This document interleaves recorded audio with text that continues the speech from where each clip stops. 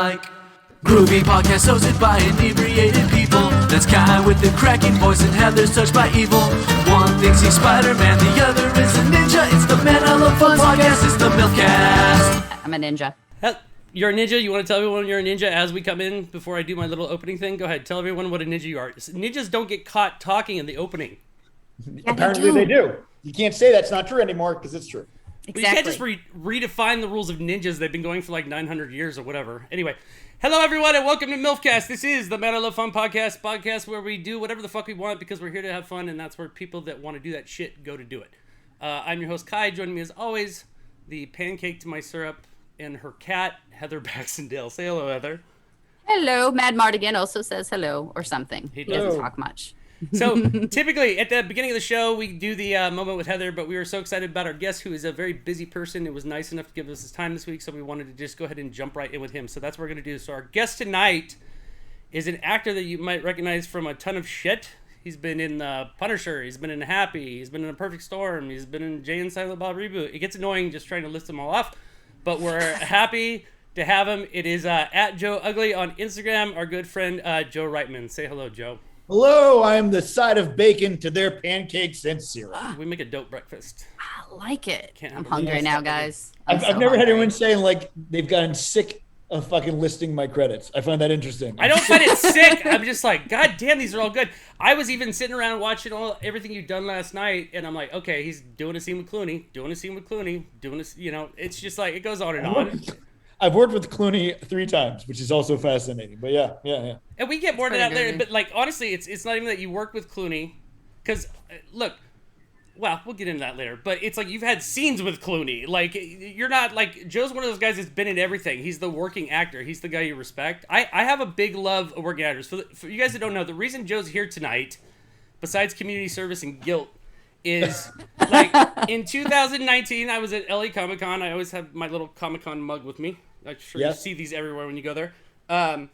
I went to walk the floor, and my wife was watching the booth. And by watching the booth, I mean she was sitting on her phone, ignoring all the customers and not making us any money.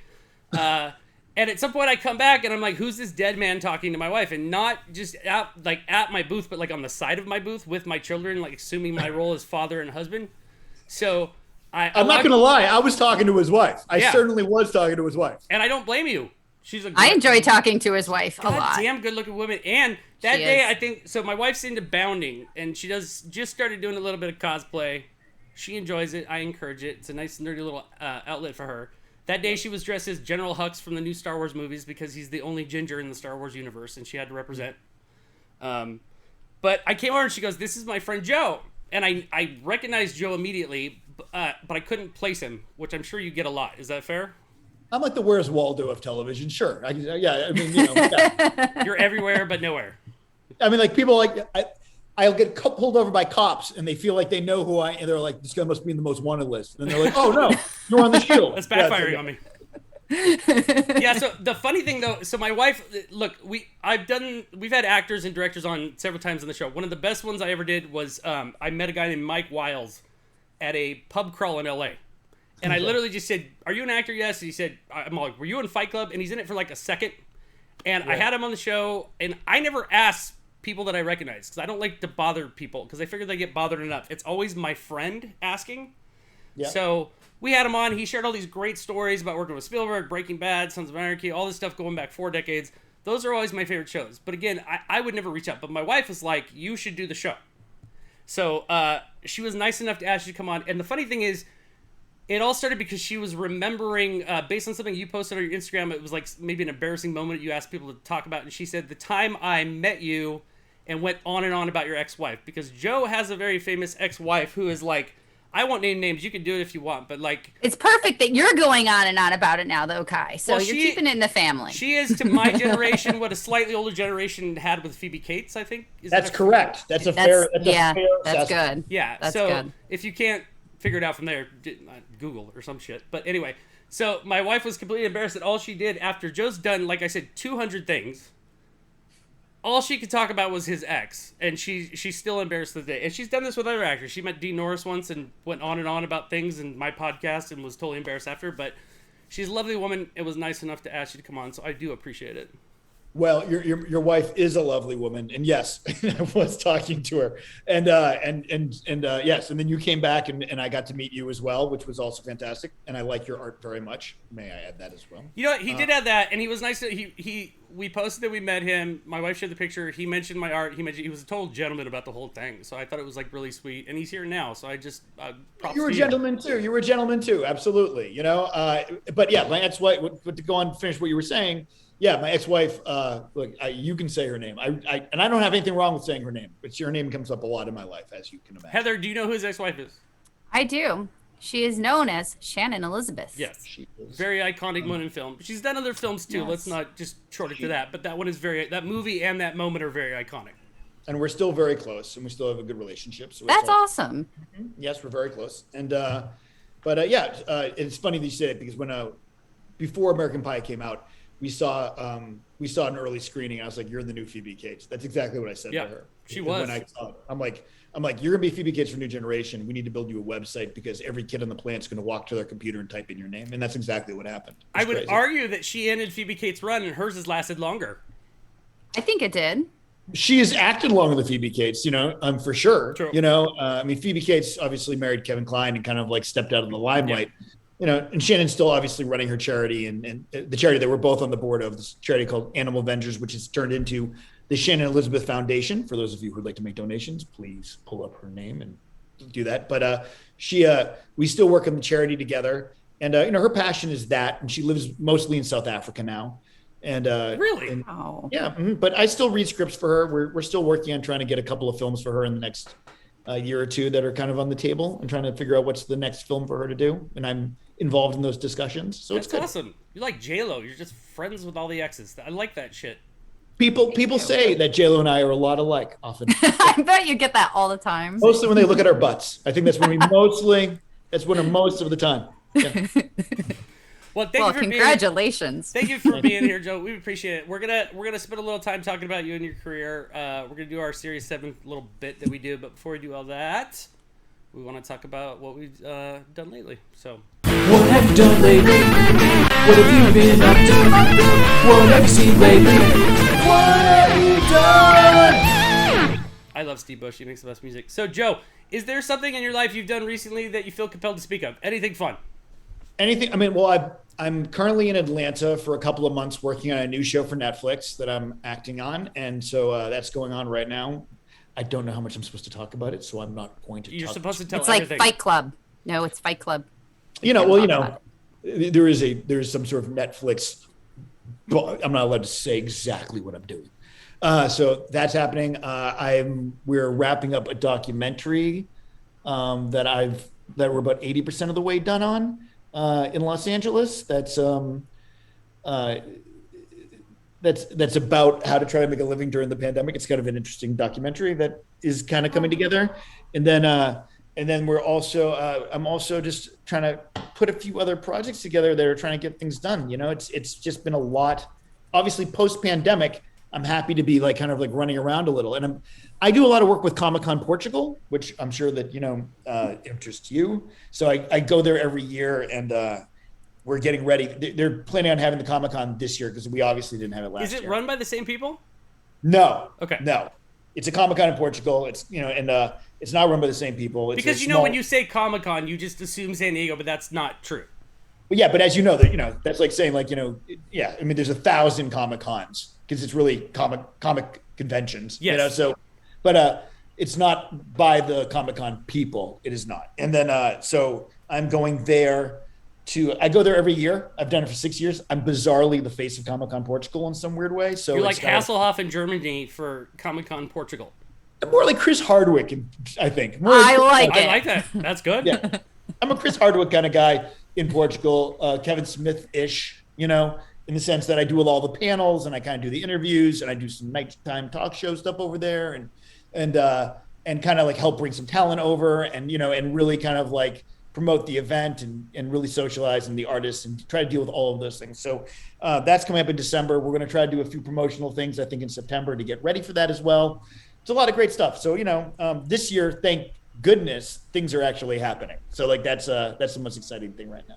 Yeah, I'm still a little curious to see how they all turn out, because even though they're going to happen, I'm wondering how many people show up, if it's worth doing, all those sort of things.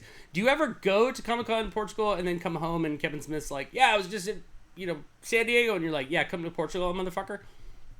I've talked to Kevin. Kevin and I did it because last year they didn't have the Comic-Con. I actually had Kevin do, we did a live broadcast basically for Portugal where I interviewed him in kind of like a virtual panel is what we did. And yes, we had a long conversation about, I'm like, Kevin, you should go to Portugal. It'll be awesome. So, they'll take care of you. So I'm trying to get Kevin to come. I'm trying to get Billy Burr to come because I'm friends with Billy. And, Oh, I love him. He's great. I love Billy too. And, and basically there's a bunch of other talent that I've kind of like reached out to, and hopefully everyone's willing to travel this year and we'll get a good group to go over. Fingers crossed. So my done lately is not that exciting, and it's this week. So first of all, I have a birthday on Wednesday, and Heather's we do this other little mini stream that we do on Wednesday. We do a show every Wednesday and Sunday night, and I'm letting Heather do everything, which terrifies me, but she promises it'll be glorious or a disaster, so we're gonna go with it. I think it's gonna be a beautiful disaster. Most things that we do are. So we have that going on, and then so my wife and I are fully vaccinated as of this week, and my children are going to be vaccinated as of tomorrow. So this coming Friday, I get to go to my mom's house and hug her for the first time in over a year. Congratulations. And thank you. I'm really excited. We were very strict about our lockdown because we were doing everything the CDC said. So, I hugged your mom last week. Oh, you motherfucker. Who has it? No, I'm just kidding. I have it. I love your mom. My mom will throw hugs out, but she'll cry while she does them, so you better wear like a jacket or something. That's cute. Anyway, that's it. I haven't, look, I've been drawing, I've been working, and I've been watching all the shows that I can finally have time to watch because new content is not coming out readily. So that's what I have to look forward to, and we can talk about that more later. Heather, what do you got? You said you had 2. I actually had 3, but I was going to let you pick, but I don't want you to be the boss of me. So I actually finished love a strong woman. I know. You like being bossed around a little bit. Yes. You pretend like you don't, but you do. Yeah. I finished my final draft on my book, and I sent it out to beta readers this week. Congratulations. Nice. Which is really, really terrifying. I'm okay if people tell me that it's terrible or they hate it or they don't enjoy it, but it's the not knowing part that is totally anxiety driven, frustrating. But I can wait because I have to. I have no choice. It's also a genre that's not typical for me. I usually write science fiction and fantasy, and it's not. So what's this one? Was it clown porn? What is it? Dude, it's a whole novel, but it's told in exactly Jane Austen style dialogue. It's clowns, but it's alien clowns. The clown from outer space. I might be ripping something off that we've heard of before. You mean clowns from outer space? Yeah, killer clowns from outer space, but it's porn. It's actually a romance novel. Is it really? Is it a romance novel? Is it really? No, I don't think I'd be very good at that.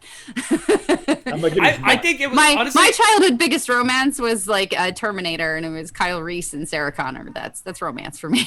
11 years of a lot of Terminator and aliens. Heather has sent me passages of it. I have the beta version. I haven't started yet, but the pieces she sent me, I've done writing. I've written screenplays and done shit like that in the past, and honestly, like, the little pieces she sent me are amazing. I think it's like an introspective piece for her. I think it was a lot of therapy. And the cool thing is why we were developing this stream and figuring all the shit we were doing, because we'd done this 11 years, and like a relationship, we wanted to spark the magic again. And we found this like new venture that we've done. But at the same time, I was working on some art projects and some other things. I was doing an album cover for a rapper and, a whole album for a rapper. And then she was working on the book, and then we had this, and it all was like a giant orgasm of like great creative experience. And it's all kind of like over the last 6 months, it kind of like filtered from both of us working crazily and spending all of our time on that. And then afterwards, we're both finishing up, and we started this end of the podcast, this new journey. So it's been kind of fantastic. Awesome. So this is normally where we're like, well, I rollerbladed this week, and I checked out this movie, and I went and checked out a disco, and we're like, we recommend that. So Joe recommends doing movie projects. I recommend hugging mothers, and Heather's like, write a book. Bitches. Fair enough. Please. Oh, sure. Yeah. Which brings us to the end of what I recommend people write projects for me to act in. I recommend that for everyone. Oh, I could do that. I can't promise it would be great, but I will do that. Hey, never walk by those guys in Artist Alley and don't think they have good ideas. I'm going to tell you right now. I know. I've had plenty of conversations in Artist Alley with guys about I'm like, yeah, hit me up. They rarely do though. You did, but not many people.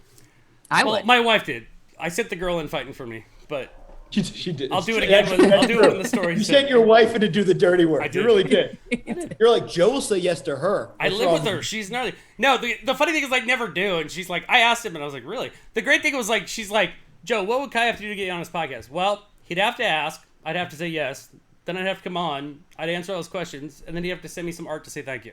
That's exactly what I said. That's exactly correct. Yeah, it was beautiful. So I'm like, you have to send me something. That's, that's what I said. I just need an address when we're done. So this brings us to the end of the discussion topic. Let's get into today's general discussion topic. I just like thinking of Steve Bush singing that song. We have a buddy, Steve Bush. He's been in a lot of punk bands, does some music for ESPN LA. He writes all our little bumpers, and we love him to death. So, so Joe, the subject is you. First of all, we met at Comic-Con, and I want to know, when you were at Comic-Con, why were you there? Are you a fan? Were you there for something? What was it? Fan. I go to Comic-Con every year. I mean, I've done a panel at Comic-Con in 2008. After Happy, I got invited to do a panel there called Crazy Talk, where I talked about developing a character that has mental issues. How do you develop characters that have mental issues and keep them three-dimensional so they're not, like, just plasticky and don't have any depth?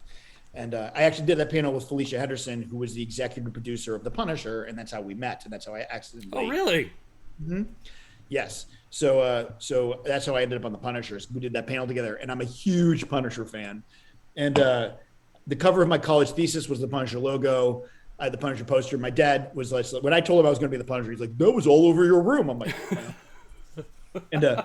And so, I don't know if you know this, but I wrote a Spider-Man comic that got published by Marvel. No. What was it called? Tell us the name. Spider-Man Unlimited number 14 is my comic. I'm going to find that tomorrow. Find it. But Spider-Man Unlimited 14, long story made short on that is that I met Joe Quesada years ago working on Jay and Silent Bob, because he was working on one of the days that I was there on set. And he and I kind of just started talking, and I'd written a short film called Leo, and I was like, yo, it's kind of like a sci-fi-ish kind of trippy story about a lion that comes to LA to become a movie star. I go, will you read it and just tell me your thoughts? Because it's kind of like, it's very graphic novel-ish. And he read it. He goes, I passed it around the office. Have you ever thought about writing a Spider-Man? And I walked into my bathroom, which was wallpapered with Spider-Man. Jumping up and down. Yeah, Spider-Man, like shower curtain, toilet seat cover, toothbrush holder, and I go, this is my bathroom. And he was like, no way. I'm like, yes way. And so he said, write something. I had to figure out what I could write that hadn't been published in 50 years. Yeah. And that was the hard part. And I wrote a story and they published it. So like, and that was a bucket list thing for me. So I got to write a Spider-Man story that got published by Marvel. And other than that, like I collect a lot of art I love Artist Alley. It's my favorite part of Comic-Con. I'm not as much an action figure collector guy, but I am an art collector guy. Me neither. Yeah, I noticed that you're not. I did mention that for a reason. And I honestly am a huge. I mean, like the thing is, I've always been kind of like a comic guy. So that's kind of I do collect. I collect graphic novels. I don't collect to collect. I collect to read. So that's my thing. That's fair. That's awesome. I wish people would read more graphic novels. The content that's out there in comics, not only the comics have always been leading edge of things in our society and all that, pushing things forward, but the graphic novels out there are not anymore. I mean, look at Preacher and some of these shows that we have now that are hits that are not conventional genre, but like are what people want. Like Why the Last Man, which is going to be coming out this year, or Sweet Tooth, which is also awesome, or Chew. Like all those things are great. I'm a huge fan of all of those. I mean, I'm a huge hack slash fan as well, which I wish, I can get my hands on more often, but it's like, all of that stuff. I'm really a big fan of collecting all that stuff. I have like all the 100 bullets. I have the whole thing of 100 bullets, all that stuff. That's great. So I have a bunch of questions, but like I feel like I want to back off for one sec because like I've been going through your catalog. I could never watch 190,000 films. You're in them. Well, I went through the demo reel. Of... I went through shows you were in. I watched movies you were in.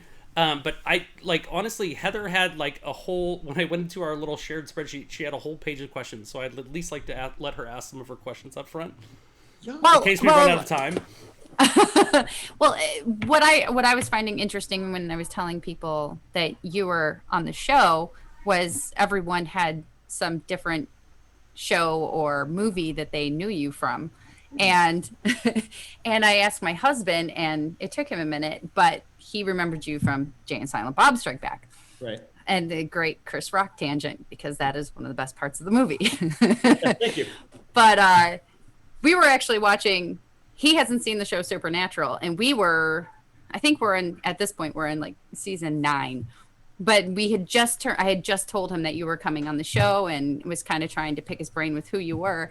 And we turned the show on, and literally it's the episode you were on where you're a vampire. And and you turn over Dean, which, by the way, you tossed around Jensen Ackles. He's not a small man. He's not. How is that doing physical work and that kind of thing? Doing stuff. You did with Happy too, with Chris Maloney, and that you looked threw like Maloney across the fucking alley, dude. Yeah, that was awesome. Let's be honest. The way I threw both of them is with wires. Let's be honest, because I can't. I figured as much, but we kind of hoped there might be some like potion or something. I mean, here's the thing. I try to do all my own stunts. I'm a big fan of that. The show that I'm doing now, I have stunt work to do in the next month, and so I'm hitting the gym really hard and just stretching and kind of get ready because I'm not as young as I used to be, and that's, I pay the price when I do a lot of physical activity. But it isn't easy. But it's mostly, it's a lot of dance stuff. It's really understanding movement more than it is about like fighting. You need to understand how to throw a punch, but you throw a punch differently on film than you do anywhere else. And throwing people like that, I honestly, whenever I have a stunt guy, it looks ridiculous with some guy wearing a mop on his head and like bristle, like some sort of like fake. It's a Santa Claus wig. It's a Santa Claus wig. It just looks ridiculous. It looks so ridiculous. They just honestly never look like me, and my friends give me crap, so I don't really enjoy that. So I kind of go I'm doing it all myself. I got it all myself. So that is what happens. But I loved the stuff with Jensen was great. I mean, I knew Jensen from years ago. I wrote and was a producer on a film called 10-Inch Hero that they hired me to rewrite this role in the script that Jensen ended up playing, and he and I got to know each other because I wrote the part basically for him, and we became friends then. And then I got cast, oddly enough, playing on Supernatural, and I told myself I was going to play the role in Supernatural as if I was a 14-year-old girl in love with Jensen. That's fucking great. So if you watch carefully, when I say I'm like, you're pretty. The whole thing is about me being like a teenage girl and wanting to hook up with Jensen. Okay, that makes so much more sense now. But it was so creepy, but it was also so earnest. Well, because he was in love. That's the thing. It was really great. I've been trying to convince Kai to watch the show for a while now because he's not a big CW guy. I'm very anti-CW, but I'm like, that show's been in like 19 years or 29 years. It's fantastic. But here's the thing. So I got hired, and Jensen and I first day, I'm like 2 inches from stage. I'm like, so you want to go in the basement and take a walk? And he's like, when they yell cut, he goes, what the fuck is wrong with you? And I was like, what is it like? Because you've done a lot of spots, like, and the cool thing is, like, I was going through your reel last night. Like, you're on NCIS LA and you're doing a scene with Chris O'Donnell and LL Cool J, and I just want to meet LL Cool J because I grew up in the 80s and 90s. You know what I mean? Shit, like, I took my picture with LL. Don't think I didn't take a picture with LL Cool J. I mean, the funniest part. So, like, my girlfriend in college was like in love with LL CoolJ, and I'm like, I really hope she fucking sees this. Hey, that bitch. I got it. Yeah. Like, so here I am with LL. So fuck you. It's like I really, you hope that actually comes. Those are moments you really hope come around at some point. But it's crazy. But what is it like as opposed to like doing a film where you go on and you have a script, you like got some lead in, hopefully, as opposed to like doing a guest star on a show like NCIS or Supernatural, something's been running like for 15,000 years, and you've got to step in and just make everything fluid. Is it more uncomfortable? Are they more kind to you because they know what's it like? Or you're just a day player and they're like, do it. Yeah, you're a gypsy when you come in to be a guest star on a show. You really don't know what you're getting into. And so it's like, you don't know what director's going to be there for the week. The series regulars have established themselves and they know where they are. It's a well-oiled machine. Sometimes you show up and you just like, you're passing through. And you really honestly just do your gig and you go. And that happens a lot of the time. And then other shows are, the cast is like, hey, let's go out, let's do stuff. And that happens too. But every show is different. You just hope for the best. And that's all I can really do. I don't, it's different when you do a show like Happy and you're there for the whole year. You end up really kind of like having a family for 5 months. Yeah. But not that Chris Maloney invites me over for Christmas, but we get. He doesn't look friendly. I'm sure he is, but he gives off badass. I don't know. He's like Bruce Willis light. I'm serious. The first thing that I knew him from anyway was Oz. So I had I've never had Oh, yeah, Sweet and Gentle. Yeah.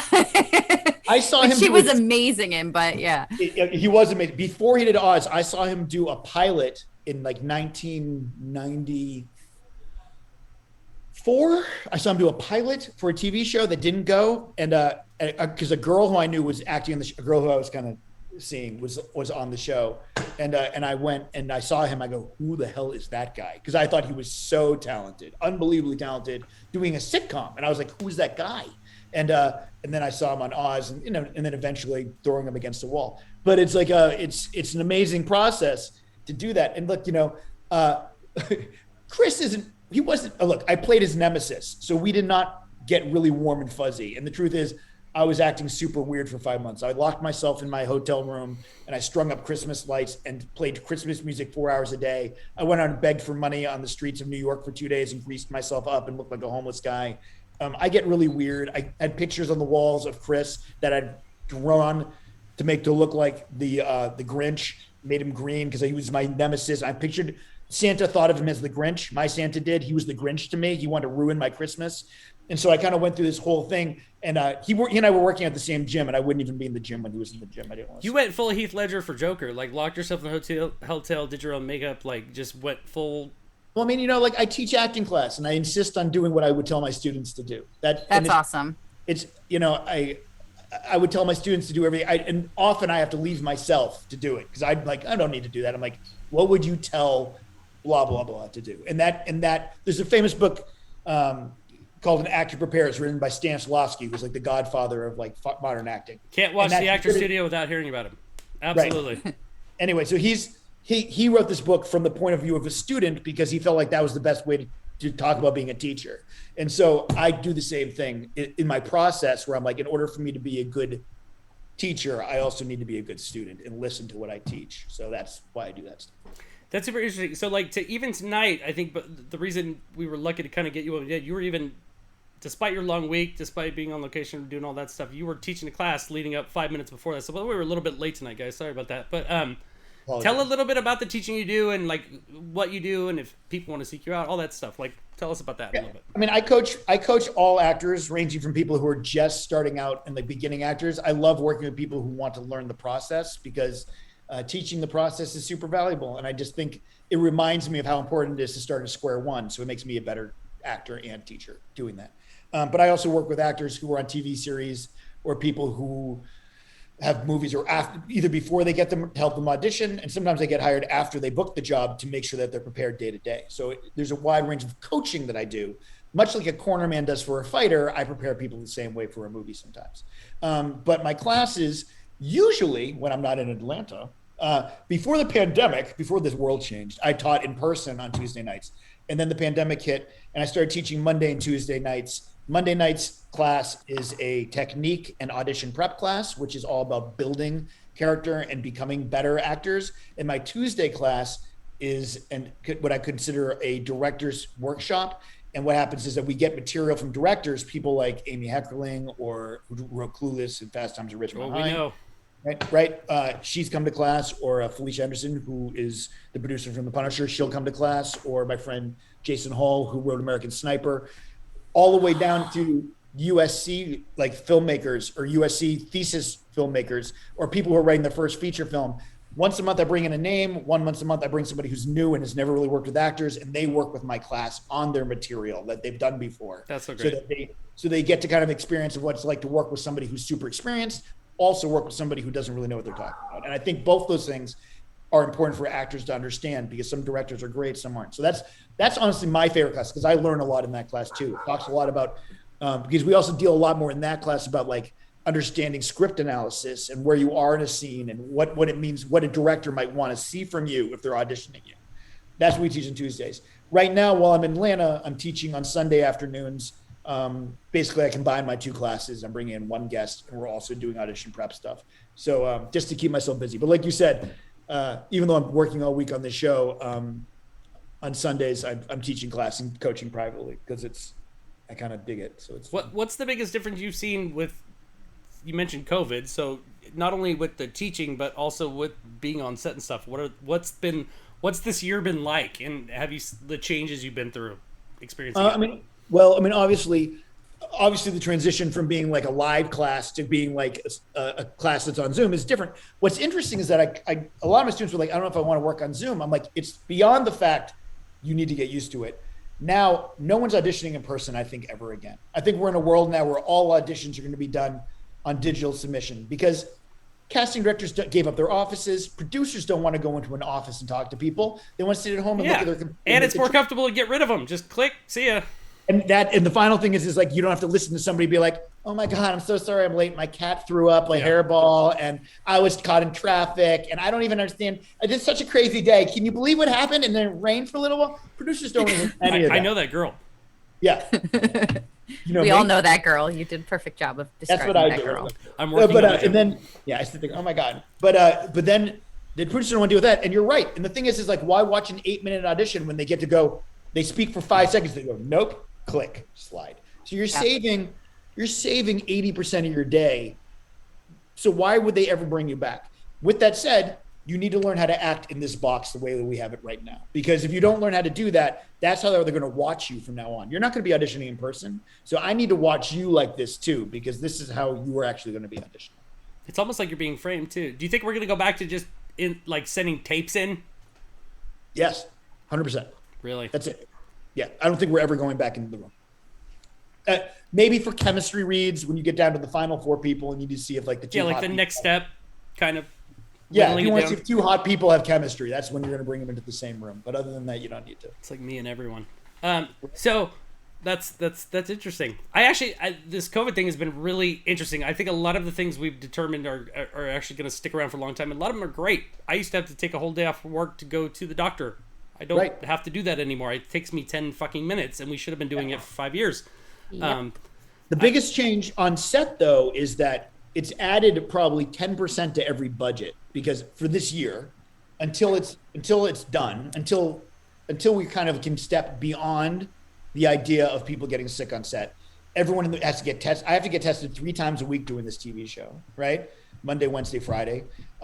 They do rapid tests 3 times a week. You have to sit there, and there's different zones. There's green zone, yellow zone, red zone. Red zone is the actor zone, director zone. Yellow is like producing zone. Green is where you eat, and they separate you.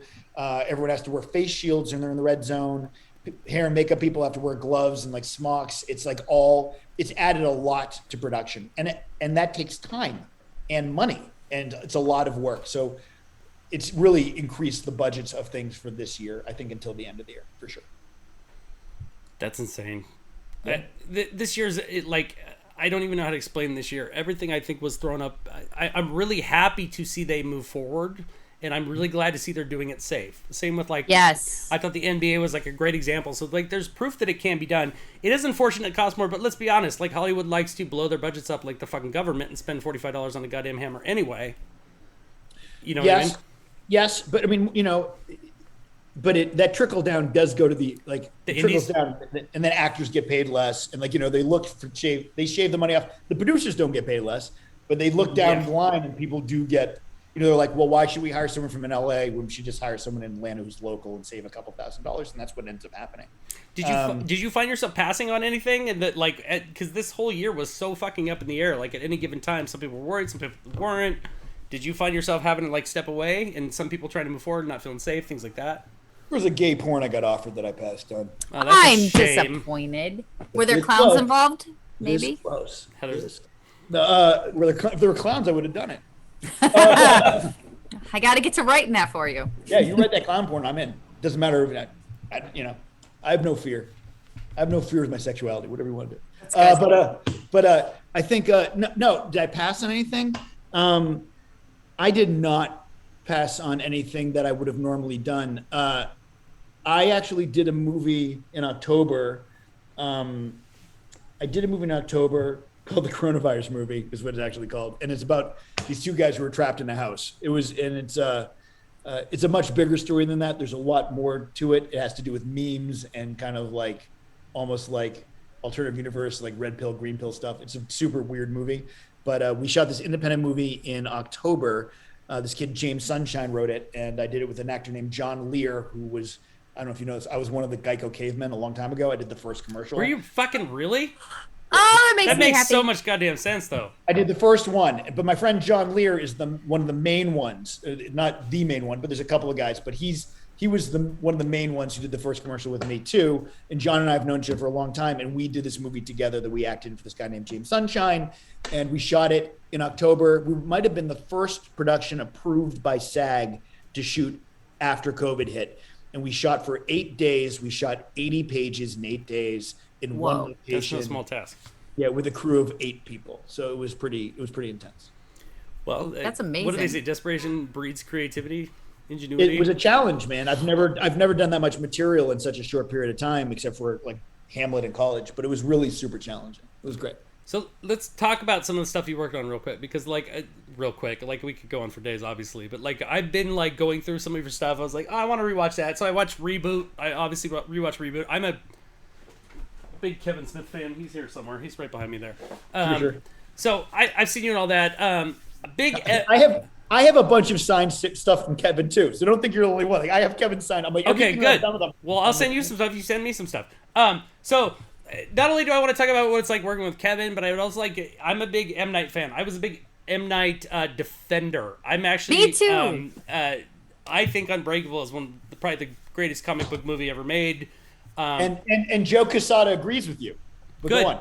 Good. It is. And I told my friend during that movie in the opening scene where he puts the scroll across, he had to justify how many people make comics or buy comics per year, because no one was making that's pre-Spider-Man, pre-X-Men, and he literally had to list how many people buy it per year right on the opening scroll to get you to buy in. And he didn't have to. It was a great story, but like it just makes me laugh. So I defend him through The Village. I defend him through Lady in the Water. Obviously, there's the one with Mark Wahlberg. The Village. Wait, what? No, I like The Village. That Happening. Oh, The Happening. The Happening. Right. Yeah, The Happening. Yeah. Well, the thing about him is if you're going to explore so many different things creatively that way, you're going to miss sometimes. They're not all going to be masterpieces. Yeah. And I don't think people are understanding enough of that, and they expect everything to be perfect. Well, you have to remember, after Signs, they I put him love on Signs. Newsweek and People- said he was fucking Spielberg. Yeah. That's not Yeah. pressure. Well, that's not his fault. I know, that's pressure.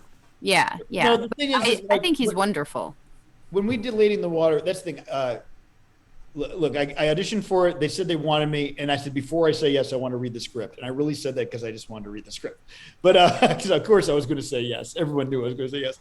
But it was like I'm like, I need to read it. I can't confirm. So they locked me in a room at Warner Brothers for like as long as it took me to read the script. And the script is like.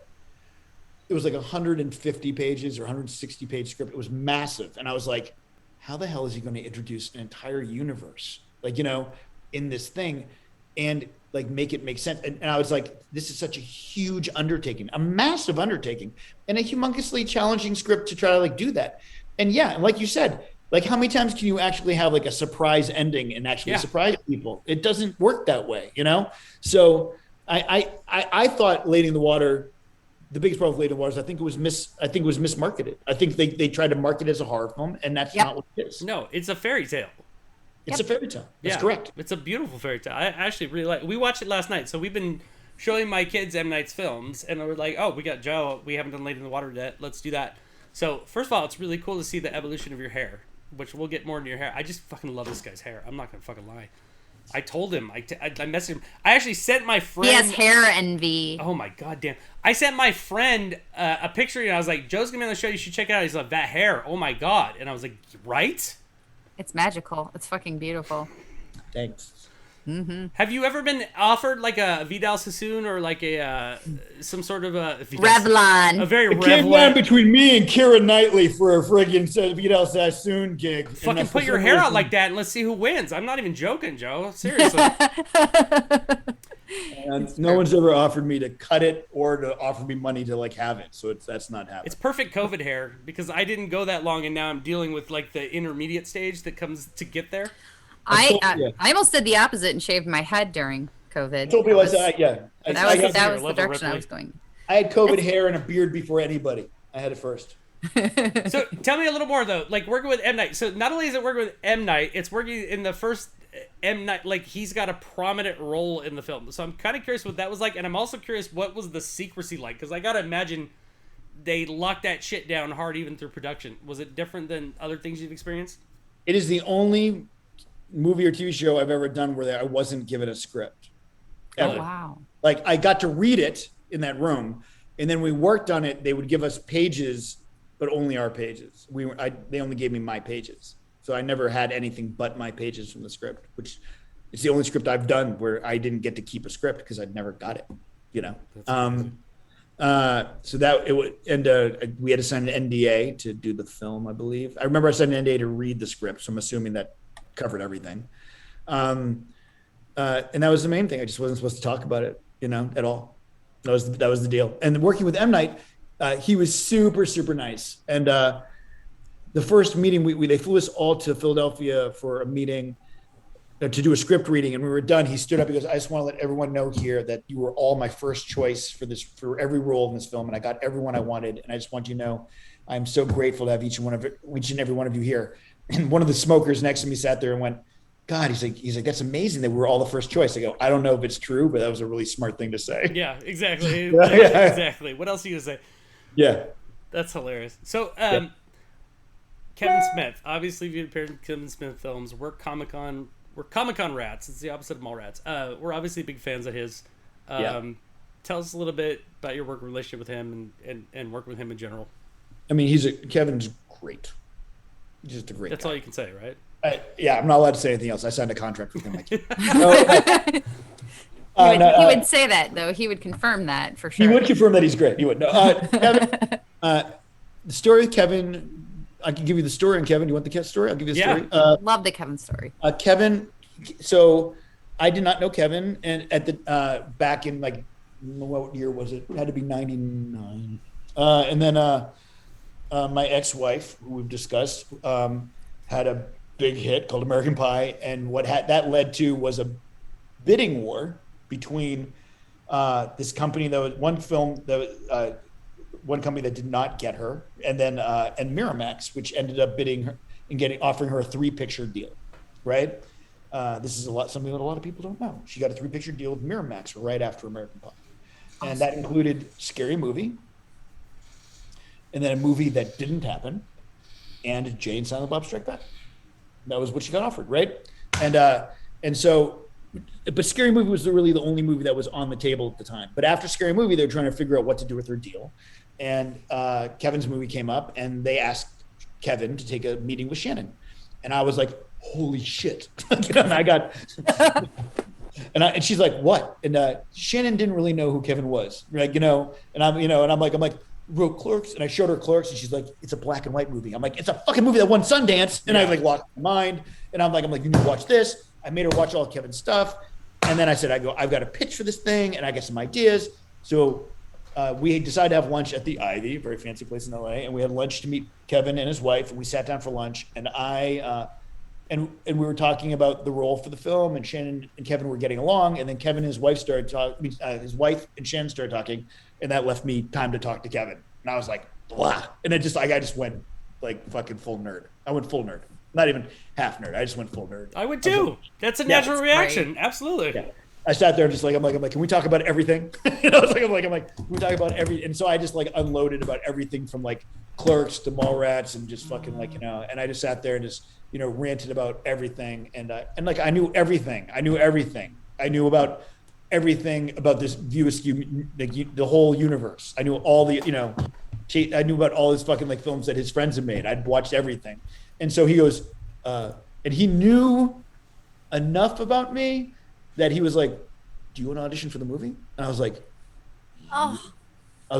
"Yes, I do." And he goes, "I think there's something you can audition for." So I had to go and audition for the Weinsteins, which is terrifying. Right, and I had to take off my shirt. No, I didn't. Naturally, it was the '90s. Yeah, Harvey different time. Yeah, different time. No, I went in and I auditioned for the Weinsteins in their office, and I left, and then they gave me the job. They gave me the job. I did have to audition. I had to win the job, and I did. I mean, luckily, look, nepotism's alive in Hollywood. I wouldn't have gotten the shot if I wasn't involved. I know that, but I look like a crew guy. It's not like I didn't fit the job, and I got the job. And that was kind of how it happened. But then Kevin and I stayed in touch, obviously. And then, after that film, he and I would talk occasionally. I would see him sometimes at events. Things would come up, Comic Cons, all that stuff. And then I got happy, and he was super, super excited when I got happy. And then and they were making the reboot, and I said, but then he had his heart attack right before the reboot. And when he had the heart attack, I said, I said anything you want. And then I heard the reboot was happening, and I literally when I heard the reboot was happening, I wrote him immediately. I said, if there's anything I can do, please let me know. That's all I wrote.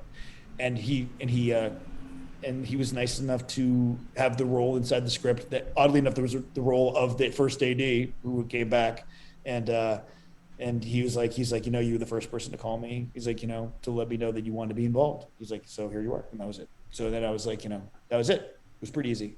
That's awesome. And stick around for the post credits because he's in the post credits too. They cut a little bit, but they put it back in. So they did. Good scene in the post credits too, and it's unbummed because that was my favorite scene in the movie. But you know, that movie's it didn't have all the grandeur of the first one, theatrical, but honestly, it brought everybody back, and it paid homage to everything he'd done. I felt like it was a big thank you to all of his fans and all of the people who've worked with him. It was so sincere, and it was still funny as hell. He was, I mean, look, everybody's in it. It's crazy. It's crazy how everybody came back for it too. You know, even Batfleck.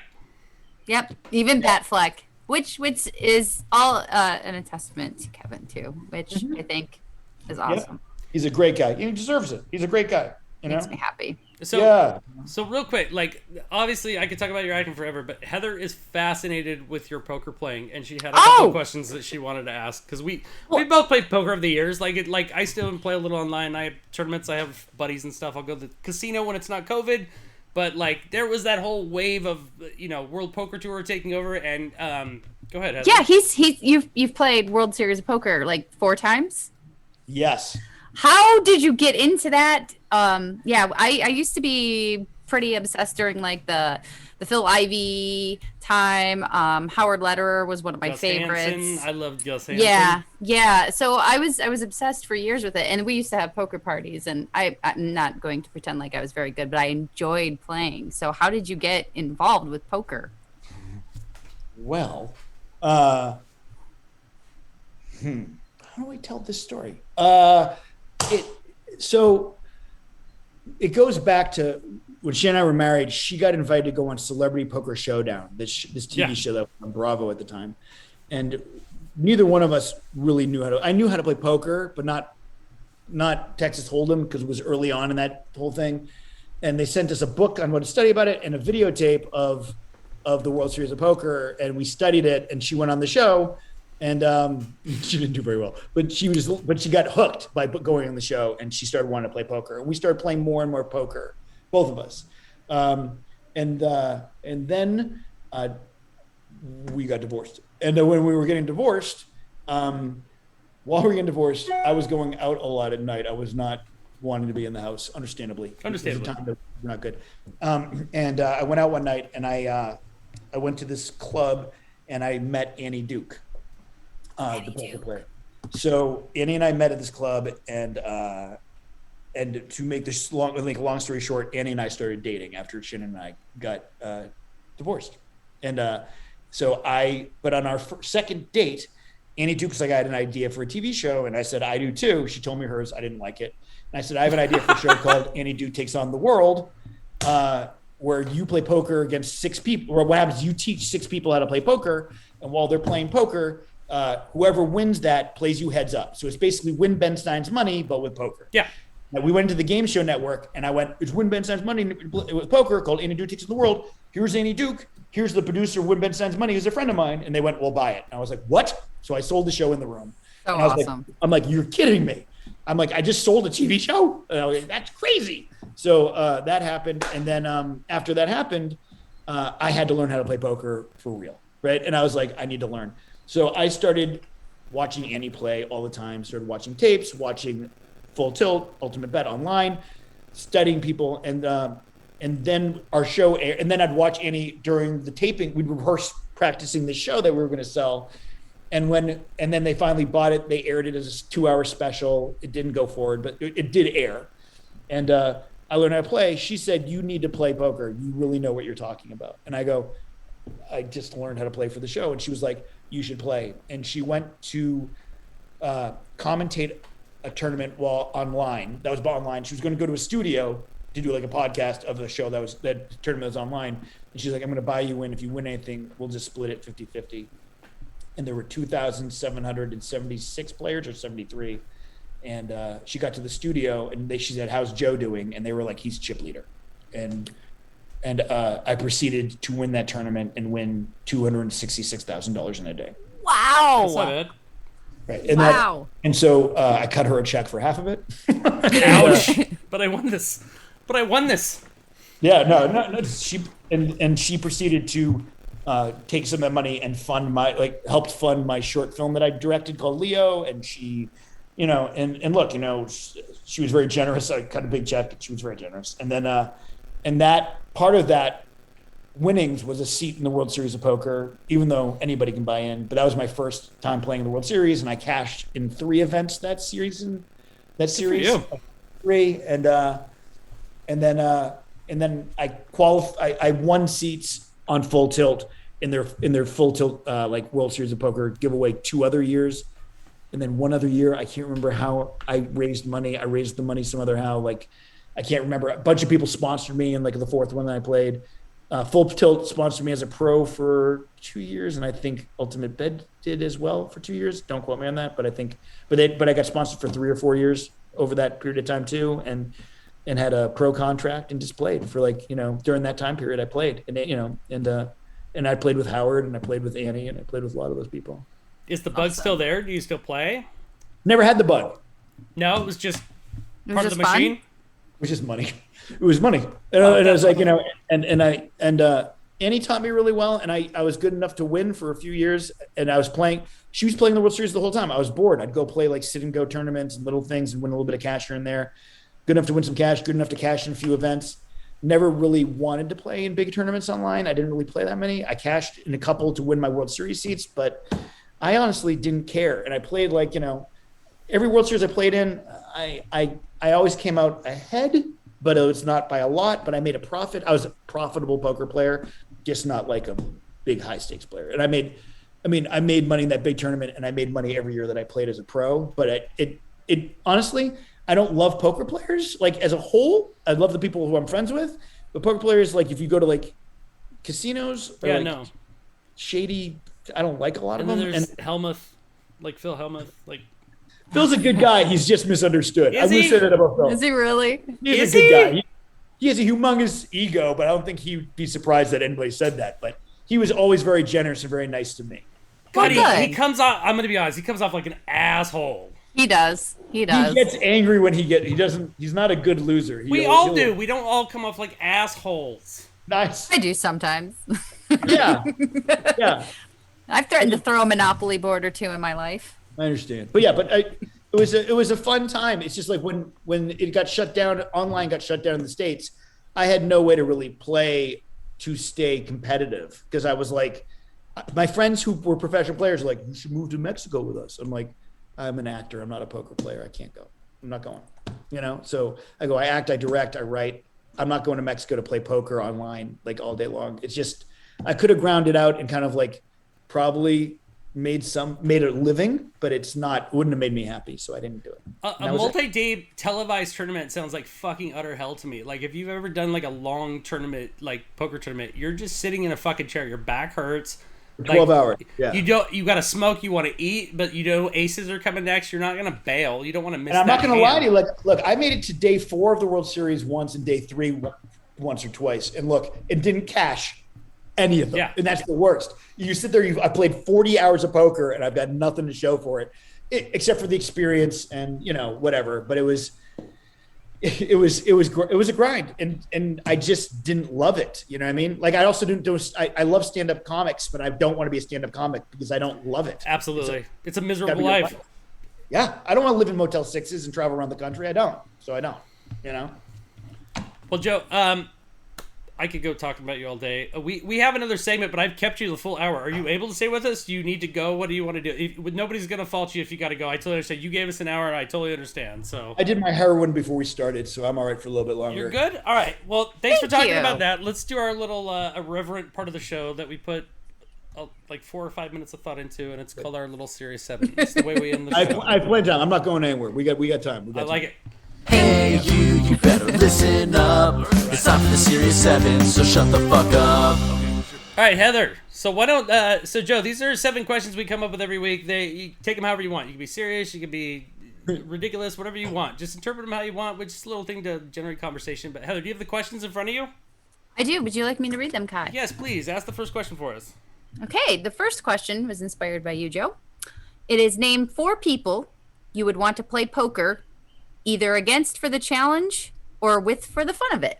Okay, that's a stupid question. Why? No. It was- I mean, first of all, the truthful answer is all the pros I've played with, I've already played with. So it's not like I've really played with them all at some point. So what's the home game dream? Chilling, beer. This is the truth. I don't like playing poker, so Okay. I don't play very often. But I haven't played a home game. My friends don't even invite me because they don't want to play against me. You're good and you hate it, so you're like Right. on those levels of I'm arrogance. no fun. Like they're drinking, smoking cigarettes. The moment I sit down, everyone puts out their cigars and has to shut up. And I'm not because I tell them to, but because I don't screw around. And they're like, Joe's playing. We're just going to play poker. Well, the funny Right, thing, you know, this it's was like, like an interpretation of like, who's the 4 people you want to sit with in heaven and have a beer with? yeah. right. But I understand what you're saying. But he doesn't like poker, so it's made him angry. Yeah, we've ruined this whole end of the show. And No, the poker thing. I mean, I'm just not a big poker player. Like, it's just not really. When you deal with poker players, it's not really that. But if you're talking about like people who I love, I mean, look, people who are alive, who I love to like hang out and meet. There's, I mean, obviously a truckload of those people. I mean, it's like, you know, if I play poker. I mean, but we're talking about who I'd like to play poker with. It's I want to play with a bunch of rich guys who are stupid who think they're really good. Yeah, That's you what want to go full rounders on their ass. Yeah, the guys who are like, I'm really lucky. I can bet anything. I'll always win. That guy, I love playing poker with, right? You know, because anybody who thinks they can win. But if we're talking about people who I mean, I played poker with a bunch of actors too at charity events and stuff. So like a lot of the famous people I know, I played poker with too. But it's like, I guess and I played poker at the Playboy Mansion too. So that was also kind of fun. But it's like, I don't really have. Let's put it this way. Who's an actor that you haven't got to work with or meet that you'd like to? At this point. Because you worked with a lot of people. Sam Rockwell would be the actor I'd God Ooh, damn, that's he's a underrated. good one. Oh, I love him so much. Sam Rockwell is the actor who I have not met, who I think is the most talented person who I have not had a chance to sit down with. Like, and then on the female side, I haven't had a full conversation. I've met briefly Angelina Jolie, but I would like to have a real conversation with Angelina Jolie too. I don't blame you. That's a See, good mine would be definitely Paul Rudd because because you love him. there's fucking nothing wrong with fucking Paul Rudd. Like the I guy worked just with Paul brings Rudd. rainbows. I Did know you? Paul. Well, I did Clueless with Paul. Oh shit! I forgot you were in Clueless, Clueless. that's God right. damn, dude. See what You I'm were in saying? This is Clueless, why I didn't yep. have time to list them all. We would have still been going with the list. Yeah, I met Paul doing that, and you know, he's always been super nice. But I mean, I ended up at this place called the Formosa Cafe after Clueless was shot, and Paul was basically homeless. Like he was like, I remember him talking about like he didn't know what he was going to do next. But he was still happy and smiling, right? I feel like. yes, super charming. Yeah. So fuck my answer. So I want to go on with that. So my wife and I had this conversation is like, I have this theory that Paul Rudd is like the nicest human being, coolest human being on the fuck planet. So we were trying to figure out who could match that in Hollywood. So she threw out Bateman, and I go, nah, Bateman's got a mean edge to him. And then Keanu came up, and I said, oh, but not as charming. So is there anyone that... You're right on both of those accounts. George Clooney is the nicest, most successful, kindest Yeah. everybody person. knows. And this is the thing. Clooney, when you go to a premiere, Clooney remembers everybody's name down to like the craft service guy. Everybody. That's a class act. Yeah. And he just, I mean, before he got married, like I knew girls like Clooney was dating, and I'd be with them, and they'd be like, "George says hi." It's like, Jesus like, Christ. you're like, that's great. yeah, and you're just like, that's how good nice a guy he is. Like he's that nice a guy. And like during lunch, he's like, let's play basketball. He's always been super supportive, giving, and loving. He's a really good guy. I think he's the most deserving guy in Hollywood. Okay, so I need Clooney at my table with Rudd. You need Clooney. I was fighting it, but like you wanted can't. Ocean's 11 at your table. You What wanted was Don your Cheadle, answer, Heather? too. I'm sorry. Go ahead. Okay, mine was definitely whimsically inspired. I went with John Malkovich because I want him to say check, check, check to me like he did in Rounders, and I want to be tormented by him. I think it would be joyous. My masochistic side would like that. I'd like Tom Segura just because I'd like to hear his table talk and banter. Right. I would like Sigourney Weaver because I don't need a reason to want Sigourney Weaver. I just love her. Fair. And then I made up a fictional character, Geralt of Rivia from The Witcher, Jesus Christ. because he's quite the Gwent player, at least when I'm playing him, because I love playing fucking Gwent. One of our friends in the chat said they used to drive limousines and Jeff Daniels was like a class act, and I can see that. He seems like A lot good of people say that about Jeff Daniels. Well, he's from around here in Michigan too, so we don't have a lot of great celebrities to brag about, and Jeff Daniels is one of the ones that people really, really love. Totally understandable. I bet he is. I bet he is too. Joe, are you and fucking great actor. Joe, are you a podcast guy? Do you listen to podcasts? No. No. That's the question too, and I know, and I don't. I listened to Criminal. That's what I listen to when I listen to anything, you know. But I really don't listen to podcasts at all. So then, That's to fair. my question, who is the person that could do a podcast that would get you to listen to it? I hate hearing celebrities talk about themselves. So there's nothing. So fuck celebrities. But I mean, like, oh my god, Alive honestly, or dead? Who's someone you look up to? Oh, live or dead? Yeah, Alive or dead, absolutely. I got a dead one for mine. Who's the dead one for yours? Robin Williams. I'd love to Robin Williams to just rip into a mic for fucking 75 minutes every day. Yeah. And occasionally have Billy Crystal on, and they go through all their old shit they used to do with Comic Relief. And I mean, look, some of the greatest conversations. I mean, I loved talking to Don Rickles when I got a chance to talk. oh god, to him. That's wonderful too. I mean, I got to sit down with him a couple of times, and that was just kind of like an unbelievable experience for me. And because he was like a hero of mine. And like that's the thing. I mean, because more than like podcasts, it's like people who I could talk to are more. It's more important to me than anything else. Like just things I can learn from people who have been in the industry, who've been around it. There's only a few people who I really feel that way. And Rickles was one of the guys who I could just listen to stories all day long about. I just loved him. Yeah, loved him. And he's got like amazing ones going back 7 goddamn decades, for fuck's sake. Yeah. And he was so funny and so talented. It was just, yeah. So like, do you recall the first way he burned you? Because I know he burned you the first time he saw you. He must have said some shit to you. He made a comment about my hair. That's what I thought. Yeah. That's so great. Who did you pick, Heather? Because you're the one that inspired this. Well, yeah, I just started watching or listening to podcasts a lot this year. And one of the ones I listen to now is Fake Doctors, Real Friends. And it's Donald Faison from Clueless and Zach Braff from Scrubs. And they're doing a rewatch show with it. And they've been going over it. And it's most of the time they're just sitting there bullshitting. And it's just such a nice escape. They're such funny guys. They still have that same chemistry. They really are best friends. It's one of the occasions where I don't mind listening to people just talk about their own lives and it not be my life. And I'm just... Well, and Faison's like doing it from his closet, which is kind of... Yeah, he's in his closet. He has like 15 kids. So he's in his closet and he's smoking the jazz cabbage most of the time too. And and Zach Braff is, they're playing very close to almost what their characters on the show are like too. So if you were a big fan of the show and love the show, which it's one of my favorite sitcoms of all time, it's a really good one to listen to. So that's what got me to kind of start really listening to podcasts. I know as a podcaster, you're supposed to listen to other people's and stuff, Sure. but yeah, I don't. Too busy working. I don't listen to my own either. I can't stand the sound of my voice. I'd rather host a podcast. I'd rather host one than actually listen to them. That's how I actually feel about it. Yeah. So do we.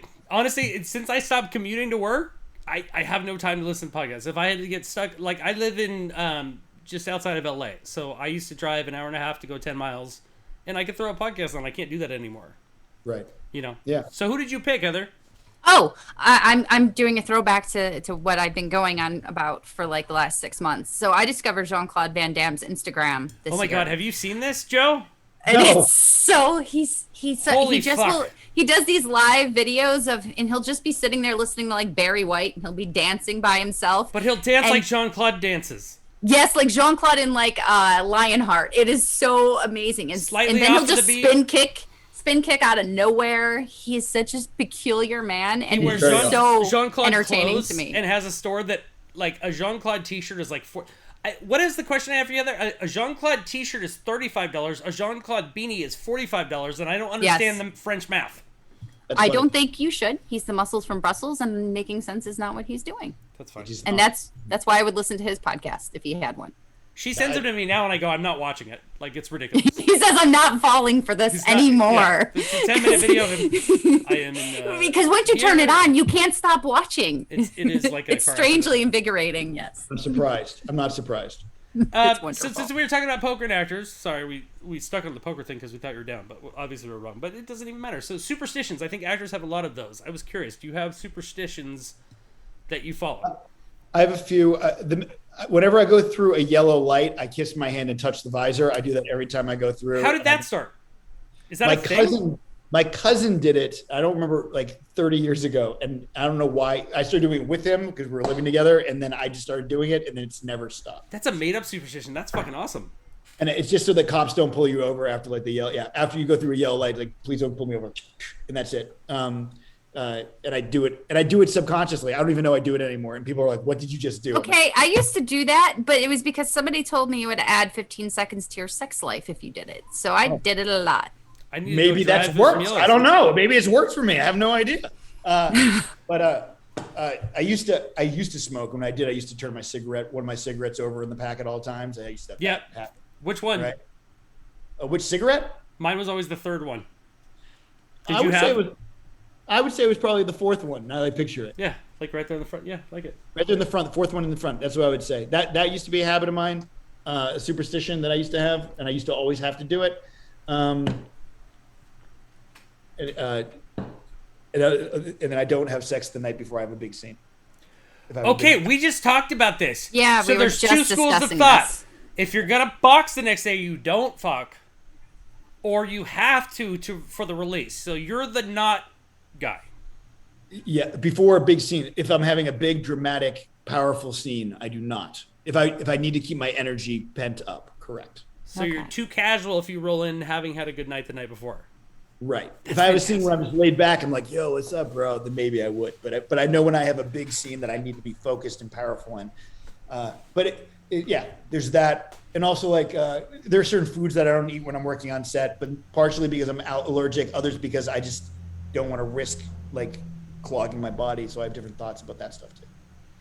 I've got the general ones. Don't step on cracks. Don't go under ladders. I don't know why. The black cat. Fuck that thing. It's a cat. I had a black cat for 19 years, but that might explain. And then I've got all these so the only car one I ever had is you're supposed to hold your breath when you go past a cemetery, but if they're really long cemeteries, you go like I let myself go 3/4, and then I keep like a lucky coin with me when I go to like Vegas for some reason. It's never fucking helped. I don't know why I do it. I still have a cool. If you play poker, you have a card holder, like the coin that you put on your cards to protect your cards. A card protector. I have a card protector in my pockets all the time. That's kind of also something I actually have a two-face coin that I carry with me, where he's scratched out the face side. And then what was the other thing I do? You're smoking, but that's more ritual. My smoking is like an OCD thing. I count my smoke. I'm a smoker.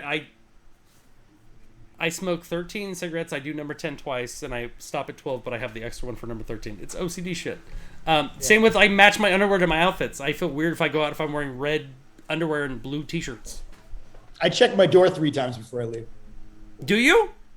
That's OCD. I like that. Yeah, it is. Yeah. That makes me feel comfortable. I take like 5 steps away, go back, check it. 5 steps away, check it back. I do it 3 times. Do you ever go 4 and go back and do it and realize it's not comfortable and have to do it an additional time? Yes. Actually, true. Now that you say that, Joe, let's be best friends. I know you got a lot of like friends, but like I totally understand you now. That makes a lot of sense. I know I checked the door, but I need to do it again. What about you, Heather? What are yours? Hey, I used to be more superstitious when I was younger, and I did a lot of typical things too. I would say what I am now is more it is more OCD type things and ritualistic, where I have to do things the same way and in the same order. Like I can't have my coffee before I do something. I have to have my coffee right after I do something, like yoga in the morning. I have to have my coffee after, and then I can pick up my writing prompt and do that. But I can't do the writing prompt before I have the coffee. And you shouldn't have coffee before yoga. I should not have coffee before yoga. It is a bad thing. Nothing good. But But the one thing that I used to do, and it was kind of weird, and it was definitely specific just to my brother and I, we're from Detroit metro area. And we used to go to a lot of Red Wing games when we were kids at the Jolos Arena, which was a sweet ass arena. And they just tore it down, and it was sad, and I cried. But the People Mover went right over where the front entrance was. And even when we were like little kids, my brother and I would jump as high as we could and hit the People Mover. If we made it in time because there was such a mass crowd of people, then we knew that the Red Wings would win. And if we didn't, then they would lose. And we were partial season ticket holders, so we saw a lot of wins, which might have just been because the Wings were good, but I'd like to think it was because of our magical hands. Sports is a whole nother one I can't even go down. Where, Joe, Yeah. are you an East Coaster? I know you born on the East Coast. You're out there now. Is that where you live? I do live in LA right now, but I grew up in Boston. Yeah. Okay. So your allegiance is sports-wise? Red Sox, Celtics. Fucking Red Sox kid. Yeah, that's right. Fuck Red yeah. Sox, brother. Sit there. Motherfuckers are fucking always fucking awesome, bro. I know. Do you fucking hear these motherfuckers talking about the Yankees and shit? Fuck these pricks. Fuck the Yankees, bro. Go over to fucking like Revere, drink some Budweisers, and fucking watch the game, motherfucker. That's Fucking like a fucking true kid. All right, so I'm so happy to do that with you. I swear to God, I walk around my house doing a Boston accent, even though I'm an LA fan. I was just watching The Departed today too, so thanks guys. That gave me a little extra. I just got Mark Wahlberg and his fucking accent, the motherfucker. Fuck Mark. It's all about Donnie. Mark's got a good accent. Donnie's good. Donnie was fucking turning panties in Matt 84. Damon's got a good accent. Ben Affleck's accent sucks. That's all I can fucking tell. Fuck that guy. Fucking Affleck. Batman. Like you didn't even fucking grow up there. You can't even fucking do it. I feel. Hey, my wife's watching. I How just do you want to do say the I just got fucking to act town with and fuck Joe. up the accent? What? I get to tell my wife I got to act with Joe doing Boston accents. I'm fucking really happy about that. You have no She's idea. That's a never big gonna thing in hear my house. the end of this Oh, no. ever. Did you hear that, kid? I'm the fucking goat now. Fuck Brady. I'm the He's got fucking fucking 6 rings. Motherfucker's got more rings than he's got fingers on his left fucking. motherfucker can buy hands and put them on. All right. Right. So let's go to this next one. So every week, Heather, a few years back, Heather's like, I'm going to help you make questions for this. And then she started sending me bullshit questions. And I was like, fuck it, I'm going to include them to spite her. And they're actually usually kind of fun. So this week it was, jeez, maybe it's not. Is Jell-O dangerous, Joe? Is Jell-O dangerous? This is a Heather question. No. No? That was a resounding no. Just no. See, because my answer is, like, if vodka or Bill Cosby are involved. That's a fair answer. That's a very That- fair answer. That's a very, very, That fucking very good guy. interpretation of the Jell-O question. See, this is why I make these. Also to make sure that he's paying attention. Also, I used to watch the Blob remake a lot when I was a kid. And the old one. that the was new my one. answer. That was my answer. Have you seen the fucking Blob? It looks It's like a Jell-O dangerous. football. I It's keep Jello in my exactly- fridge all the time. Not here right now, but in LA, I always have Jello in case of an emergency. It's good. It's good to I love have. Jell-O. It's I great. know. When you need a colonoscopy, it's a go-to. All right, let's try this one. Have you ever had you've met a lot of celebrities, clearly. Have you ever had an especially cool or especially odd encounter with one? I've had a few. Oh, tell me. My favorite meeting. Sylvester Stallone was the motivation for me. When I was little, my dad used to be like, he'd call his friends over and he'd be like, "Hey, tell my friends what you want to be when you grow up." And I'd be like, "Italian," because I love Rocky. Yeah. And so I was.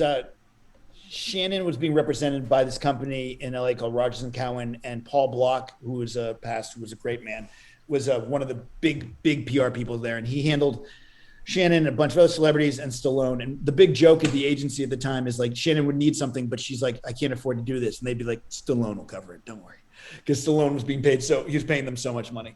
And I was a huge fan. We're at this event, and Paul Block says, "I need to talk to you about something." I said, "All right," and he pulls me aside. And as we walk away, I'm like, "What do you want to talk about?" He said, "Just come with me." I'm like, "Okay." And all of a sudden, from like 10 feet away, I hear, and I was like, Full Tim Allen, huh? I was like, "No." And he's like, "1 second." He was like, "Sly?" It's like, "Yeah." And he goes, "This is Joe." I'm like, "Hi." And he goes, "Joe's married to Shannon Elizabeth. We represent her." He's like, "Joe's a big fan of yours. I just wanted to introduce you." And I was like, I just want you to know, Mr. Stallone." I said, "Honestly, I became an actor because of you." He goes, "Well, you could have picked a better actor, right?" I said, That fucking guy. and then the next day, And we talked for a few minutes, and then we left, and then I went home. And the next day at my door, a delivery guy delivered a package. And when I opened it, it was a picture of Stallone from Rocky IV, and it said, "To Joe, keep punching." And he sent that to my house. Oh, that's so awesome. That's awesome. And yeah. But you're also like Rocky IV. I was like, no, it's a great movie. And I got to interview like Dolph Lundgren like at Comic-Con a couple of years ago in Portugal. That motherfucker is smart as shit, right? So smart. And Rocky IV is a movie that changed my life. It changed my life, Rocky IV. Really? Changed my life. Mm-hmm. Was it the Go For It on the soundtrack? That song Go For It? Was Break You. No, it was what happened is that it played the night before I believe it was November 25th, 1984. Wow, this movie has had an effect on you. Tell me more. And what happened is that it was the day before my senior year, our big football game against Newton North, and it's the game of the year, and it was the last game of the season, and it was going to be the last game that I played football in my life, and the whole team, because we weren't going to go drinking the night before the game, it was the night before Thanksgiving. It was the Wednesday before Thanksgiving, and we all went to see Rocky IV, and the other school showed up too, and we both were in the same theater, and it was the most like male energy place I'd ever been in my entire life. And we were screaming at the screen and just like howling. And Dolph was such an incredible force, like a mountain. Yeah. Like when you look in the movie, and I was like, that guy is so powerful. And I went and played the next day, and I said, I'm going to play this game the way Rocky fought, in Rocky IV. I'm going to leave everything out on the field. And I ended up being nominated for Player of the State, and I helped win the game for my high school. I got 2 interceptions. I think it was like 12 tackles, a game-saving tackle, and it got me recruited by a bunch of colleges. It changed the course of my life, like this game. And I say it's entirely because of Rocky IV, because I wouldn't have thought of playing like that and leaving everything on the field if I hadn't seen the movie the night before. And so I ended up being able to pick schools to go to based on the fact of this game. Opened up the door. I got recruited, and so that was a big deal. Also, when I got to LA, and I told Dolph this, I said, by watching you, I learned the importance of playing characters that are mountains that heroes have to climb. And my entire career has kind of like led to me playing characters that are obstacles for the leads. And I play a lot of those characters, much like in Supernatural, not in the comedies so much, but but in Happy. And I need to play characters that create an obstacle, a mountain that seems to be unconquerable. And that's why in Happy, I play a guy who beats him up in episode 3 so he can come back and win, much like in Rocky IV. It's the same storyline. And when you take a look at that, I told Dolph, I said, you were the motivation for me you taught me what it meant to be that obstacle for somebody. And you kind of like affected every choice that I've made in my career. So thank you. And he got up and gave me a hug. And it was all from like a communal awesome. theater experience that just riveted something to you. So yes, it was, you did this film. It said, literally in 1985, you changed the course of my life. You have to understand, like, we're not movie sliders. Like, this was Man of Love Films for like 10 years between her and I. Like, we met because of our love of films. So like, we have a deep love of films, and those sort of experiences, like, you can't. And you can't. I've had similar ones. They're amazing. And the thing is like, meeting celebrities is one thing, but like for example, like I watched Married with Children endlessly as a kid. Like it was my favorite show on TV, and I would tell my friends, I could play Christina Applegate's boyfriend, and they were like, did. Yeah, and they were like, what makes you think you can do that? I'm like, because I can play a guy who thinks she's smart, and then and next thing you know is a year later I'm making out with her on a couch, and you're like, this is crazy. Okay, I'm not passing that up. What was it like? Dude, her honestly, picture I'm was making on with my the wall. hottest girl in the country at the time. Her picture was next to my bed. I know. She was on my wall. I mean, literally. I was there. I had Alyssa Milano, bro. You weren't Who's in the my boss? room. You weren't in my room. She was. I had my own thing going on. But she was. I had her picture on my. Like I had an 8x10 of her on my wall, and next thing you know, I'm like, I'm like, holy crap! Like I can't believe this is happening. And that's where the world, or like the punt when I did, The Shield, it was my favorite show on TV. And I was like, God, I'd love to be interrogated in the show. And next thing you know, I'm being interrogated. I'm in the interrogation room. For me, that's beyond meeting a celebrity. I've climbed into the television, and I'm part of something that I watch.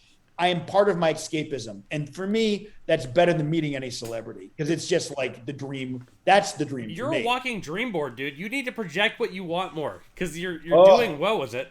But but stuff like that. But but the other moments, real quick, like I I took the part on Ray Donovan. It wasn't a big part, but it was a chance to work with Jon Voight, and Jon Voight was my dad's favorite actor. And so I got to go to set and be like, you know, my dad loves you. And he's like, break out your camera. And Jon Voight made a video for my dad being like, I don't know what you did, but this kid's super talented. And you must have been a great dad. He's like, it must be in the genes because you made a kid who can go toe to toe with me. And we're happy to be making the show and hope you get to see it soon. And he made a video for my dad. And like, those things are just mind boggling. Like, you're like, awesome. Yeah, you're like, I can't believe like we're doing this right now. It's like, you know, so also for me, meeting Linda Carter was a huge deal because I was in love with Wonder Woman when I was a kid, like in love with her. She was like my first crush. I told her when I met her, I'm like, you are literally the first crush I've ever had. And she's like, so you're 50? I'm like, yeah. Yeah. It was nice to see her pop up in the last Wonder Woman movie. I like that. So happy. So happy. Well, that puts my story to shame. So Heather, you go next. Mine is just an awkwardness. So it's not like we get a ton of celebrities out in the Detroit metro area anyway, but I went to a 30 Seconds to Mars and the Used concert. My aunt was a huge fan. I like 30 Seconds to Mars, don't get me wrong. Actually a big fan of their music, but not the Used so much. But we went to their concert, and my aunt's like just obsessed with them and Jared Leto. Now, I'm not saying I didn't enjoy Jared Leto. My So-Called Life came out right in my midst of my adolescence. My wife says he's the prettiest man on the face of the fucking earth. That's exactly it. Jordan Catalano. You tell your wife I'm pissed about that statement. Magical. So she did the, hey, let's stay after and hang out by the bus. And I'm like, no, I don't want to do like this. Penny Lane and Almost Famous. Yes, and I did not want to be a part of that. I didn't want to bother them. I don't want to have that experience. I appreciate them. I'm a fan, like Kai said before. We're fans of movies. We're fans of music. We're not. So he comes out, and I know I've heard stories about him being a bit bizarre. Yes. He fulfilled that fantasy. Really? But not wearing a meat suit? Not that bizarre. Just he's just off. He's just a little bit. Yes. He came up and talked to us, and his brother's also in the band, and we had talked to him. He was actually really, really nice. And she asks if she can give him a hug, which I think is no. Right. But he goes, whoa. He's like, he has boundaries. That's good. He said that's fine. He goes, whoa, and I didn't blame him. He can be polite and not touch his. He said I don't like germs. Yeah. And he had been, shirt off and crowd surfing earlier, but I don't blame him for not wanting to hug my aunt. And she is kind of a sassy woman and gets snarky with him and says something like, what the hell is your problem? And he goes, I'm like Howard Hughes. And then I interjected and said, do you like collect pour your pee? Milk? Do you collect your pee and like to pour milk all over yourself? That was my contribution. Too. That was my contribution to the conversation. And he just stared at me and he said, no. I got to like, as soon as we were talking about this, all of a sudden a whole flood of stories about meeting celebrities pops in I have like too many of them. I keep thinking more and more of bizarre stories. My whole thing okay, real quick, my whole thing with Jared Leto, like Cameron Diaz seems really down to earth, and they were together a long time. Yeah, well. Yeah. I mean, he's a lovely looking man, and he's very short too, by the way. He's not taller than me, and I'm only I'm only 5'5". I didn't expect him to be. He's tiny. Yeah, but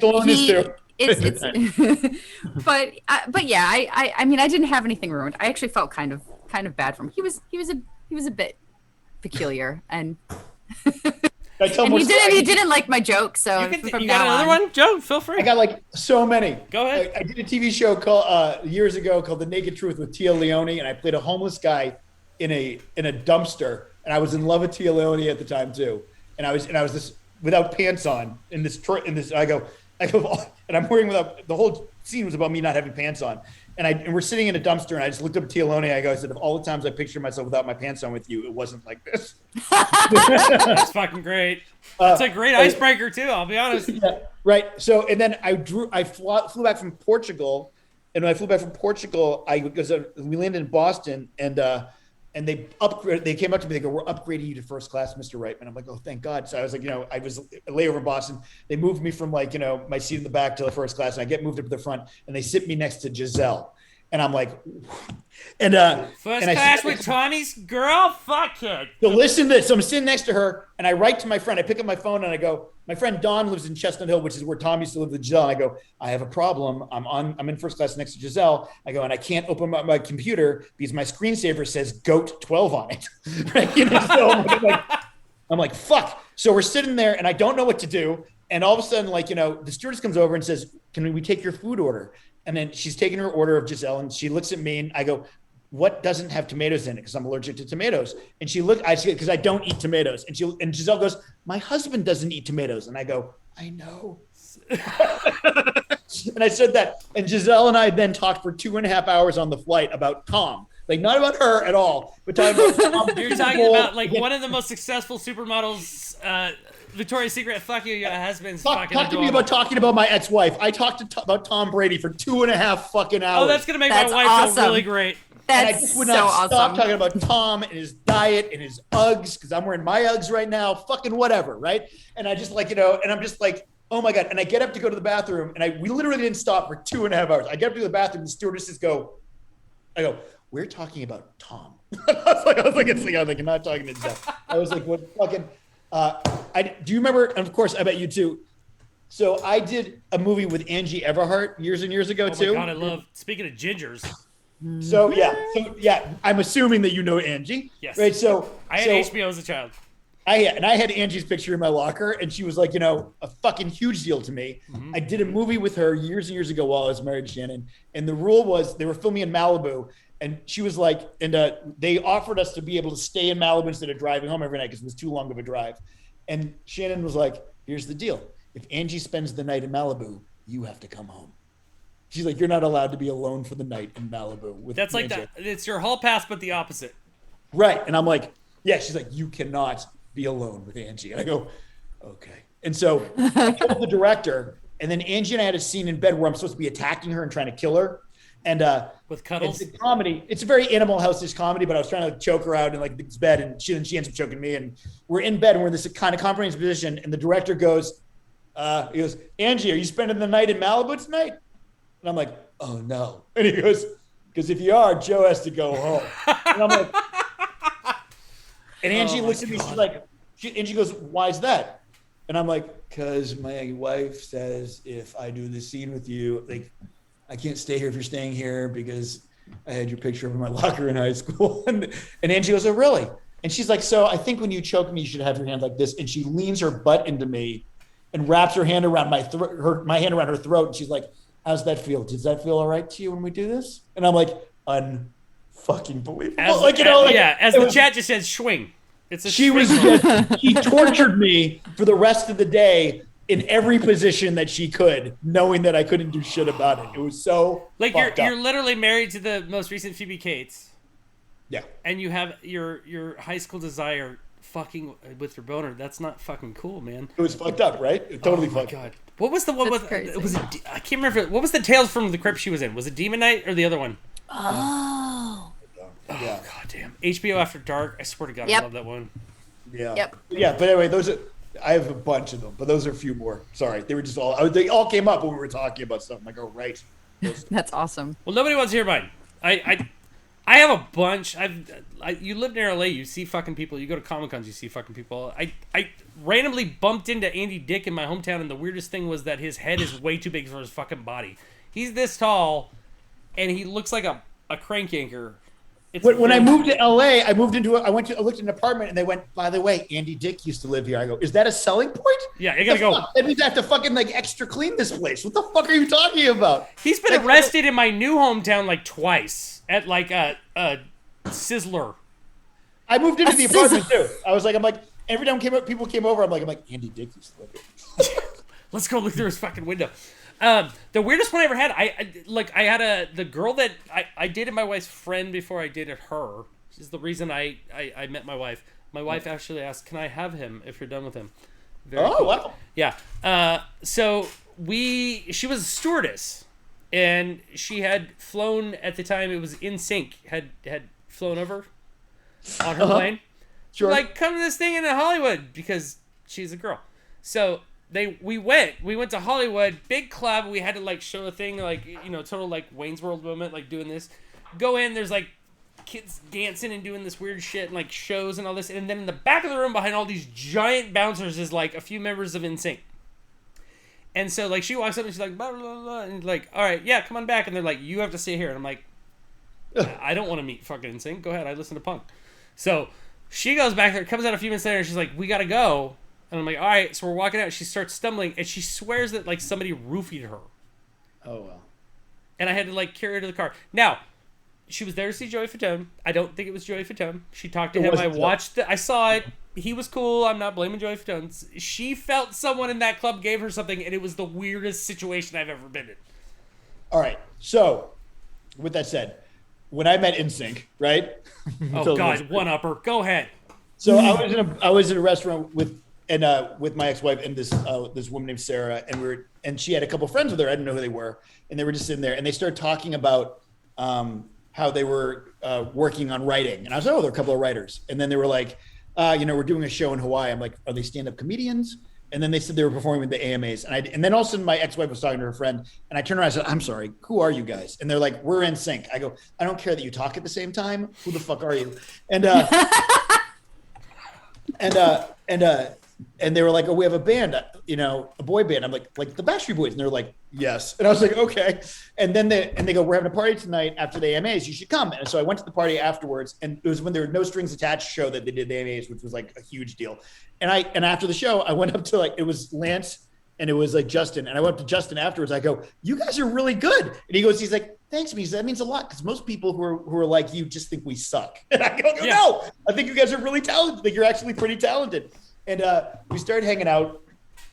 I played Dance Revolution against Justin at a party. And we were hanging out. We became kind of friends. And then they were doing the Rose Bowl show. And we went to the Rose Bowl. And I'm backstage at the Rose Bowl. And I'm wearing the Superman t-shirt. And Joey Fatone comes up to me. They're about to go on stage. We're talking. And Joey gives me a hug. And he goes, hey, man, thanks for being part of Team Superman. And I was like, what the fuck is he talking about? And he steps away. And I notice he has a Superman tattoo on his calf. And I go, oh shit, Joey Fatone thinks I wore the t-shirt because I'm a fan of Joey Fatone. Yes. Which obviously was not fucking true. No. And I was like, oh, and then I walked out into the stadium and there were like 20,000 girls wearing fucking Superman shirts. And all of a sudden I was part of like this teen fucking army of like teenage girls and me being like the captain of Team Joey Fatone. That's hilarious. I had a similar situation with Shaq. Yeah. That's funny. Same thing almost happened with Shaq. But Joey and I are still friends. He and I still talk. I talk to the other guys a little bit, but Joey and I are the ones who I stay in touch with Joey. Do you know that? Okay, since you know Kevin and you know Fat One, which is what I call my dog after Fatone. That's funny. Do you know any of the Practical Jokers? I don't know any of the Practical Jokers. Okay. Do you know of them? Of course. I do know who they are. Who's your favorite? Oh, no, I don't watch the show. I know who they are. God damn it. I feel like Quinn is your cousin. Q's your cousin. That's all I'm going to say. All right, so let's go to this last one I have for you, Joe. So I've been dodging it all night. Joe has sexy fucking hair, and my wife even brought up that Joe has the hair that I like in a woman, so I've been fighting it all night. By the way, lovely eyes, too. As a fellow, you beautiful. Can swim in my blue eyes. Like, I understand what it's like to walk around so with beautiful. Thank you so much. Thank you. I married a straight-haired ginger. I am a fan of frizzy, flowy hair. And Joe's IMDb picture, if you guys haven't seen it, Joseph D. Reitman on IMDb, it's fucking amazing. It's fucking magnificent. It's a mane, like a lion's mane of glory. Like, I feel like your hair and makeup starts half hour before everyone else on set. With that statement made, I actually usually walk in and they go, you're good. They don't fucking say shit to me. Wow. That's fantastic. Then you're you should be getting a contract from someone. You should be doing commercials. No, I mean, the thing is like, it's hard to recreate. Like my hair just is. So like often if I feel like it should be shaggy, it's just shaggy. If I want to put it up in a bun, they put it in a bun. But it's pretty minimal. So they don't usually want to touch the hair. They might tame it a little, but just to make sure they're on flyaways. And then makeup wise, I almost never have any makeup except for something like Happy where they fuck up my face, but usually no, nothing. Powder. One of our chatters said Joe's so beautiful that he puts his face on hot model bodies on his Instagram, which we did notice lately, and that was very hilarious. Thank you. I was enjoying I it. noticed it. Can I say this real quick on a serious note? I've noticed it as a good tool for like some of the characters you play. Like there's the guy with the ponytail back. Like when I watched the NCIS clip, I'm like, that suits that guy very well. And even like the Santa, like you can play, the hair plays like a really good tool in some of the roles you play. My acting teacher in LA, when I first moved to LA, he said, I've never met anyone who acts so much with his hair. That's what he said to me when I was That's acting. fantastic though. That's a tool that no one else, like not everyone has. Yeah, and you know, and I threaten about cutting it all the time and shaving it all off, and then everyone's like, no, don't. So like it doesn't happen. Even though I pray for the day to play a cop and be able to cut it all off and do The Departed. Like that makes me a happy camper to someday do something like that. But I mean, it is somewhat like my branding, and it kind of makes me different than other people. And I like the fact, like for in Mom and Dad, which I love doing that movie, to playing a teacher with a ponytail, because usually they don't let people like me play the teacher. They just don't. And like, you know, and I'm lucky enough that I have enough people who know my work or know who I am, and I get to play normal people, but who look like me. And I don't think that gets represented enough in TV and film. I think. By the way, Mom and Dad is a fucking great. You worked with Neville Dean and Taylor a few times too, huh? I've worked with Taylor numerous times because you know, he did Happy. Yeah. Oh shit! I didn't really think Yeah. you were happy. Yeah. I saw Gamer, Crank 2. Yep. I love Oh Neville Dean and yeah, Taylor. Crank 2 and Gamer. I'm in Gamer, Crank 2. In the movie I did with Angie Everhart, they were the second camera unit. That's why I met them. I met fucking them because great. they were working second camera in that movie I did with Angie Everhart, like in 99, 2000, something like that. And I think it was 2000 I did the movie with Angie, and they were working second camera unit. And then they got Crank, and then they hired me for Gamer, Crank 2. And when they did Crank 2, they were like, yo, you need to come down and do this scene with Amy Smart. And I'm like, I just had surgery. I'm like totally on painkillers. And they go, it's all right. We're all fucking wasted today. Come on down. And I went down there, and everyone was obliterated on set. And we just did the scene. And I don't remember what I did that day. I was on so much painkiller medicine. I was literally jacked out of my mind. And I'm not lying. I just was so fucking jacked. And I did this scene with, all I can tell you is I did this scene with Amy Smart. And when I was done, she slapped me in the face. Wow. And I was like, I don't know I really didn't know what happened. I don't know what I did. And and the thing is, Taylor says, I remember, but he won't tell me what it was. So I don't know. That's if he fucked up. Yeah. That's fucked up. That's wonderful. That's so great. I like a lot of these have been like very natural, like I hate the word fucking networking, but like you go, you meet people, they like you, you work with them again. Like that's a great like evolution of your career. You know, I mean, I've been lucky enough to have a few people to be fans of my work and my unconventional style and roles that I play, and kind of like give me opportunities to do things that are interesting. I'm super lucky. You know, I mean, we could always argue about wanting to be more successful or have more money or, you know, all those things. But the truth is like, you know, I'm blessed to have the career that I have. So can I be honest? I'm way more interested in someone like you than not to fault like big stars, but like I love the stories I hear from the character and the working actors that I meet. They're so much more moving and real than anything I've heard from a celebrity that gets, you know, limboed everywhere. I love going through the I know that guy. He's from this, he's from this, he's from that. I've been teasing Kai lately about Garrett Dillahunt in that respect. Though he's doing a lot more now, but for years and years I'd be like, "Oh, he's in this now. Oh, he's in White Collar now. Oh, he's on this now." And I loved him. And so when I started seeing him getting, like, he ended up on Fear the Walking Dead, I was like, this is great. I'm so happy for him. But I kind of missed seeing him pop in on all of the shows and the circuits and movies that I missed before that. So I told people for years, like, one of my favorite things before like television was on demand is that people would tune into a TV show and I would accidentally ruin their escapism by showing up. Like, it was my favorite things. Like, you know, they were trying to get, and all of a sudden I show up and they're like, what? Joe's knows on it. No, so all of a sudden I come into a scene, I ruin everything in your escapism because I'm in your life, if you know me. So ruining my friend's escapism was one of my favorite things to do. But at the same time, like, look, it's good. I love being able to pop up places. I'm happy that people, you know, recognize me, but it is also weird to have people think they know you. Like you were saying earlier in the podcast, you know, I would be playing poker in Vegas and they're like, you live in Mississippi? I'm like, no. And they're like, where'd you go to high school? I'm like, Boston. Did you fuck my wife once? Yeah, that's literally, it goes all the way. My cousin? Yeah. You wait tables at Olive Garden? No, it's something. You know, it's like, it goes down. So that happens a lot. But it also is an interesting thing to sit there and occasionally have people put it together, and then sometimes they don't, or sometimes you leave and then you get it. Someone will start Instagramming me like a week after they met me, and they're like, "I figured it out." Oh, there you go. So yeah. Oh, that's hilarious, dude. That's fucking hilarious. I would be places like I was in Belize. I was in Belize on a vacation by myself. I went to disappear from the world, and this guy walks in the restaurant. There was nobody. It was 10 o'clock at night. This guy walked in, and he goes, "I was just watching DVDs of The Shield in my fucking room." And There you are, my fucking. Are you the grandma fucker? I'm like, yeah, that's. Oh God. Oh, that's so fantastic. All right, so getting back to the hair. So like going back because. Yeah.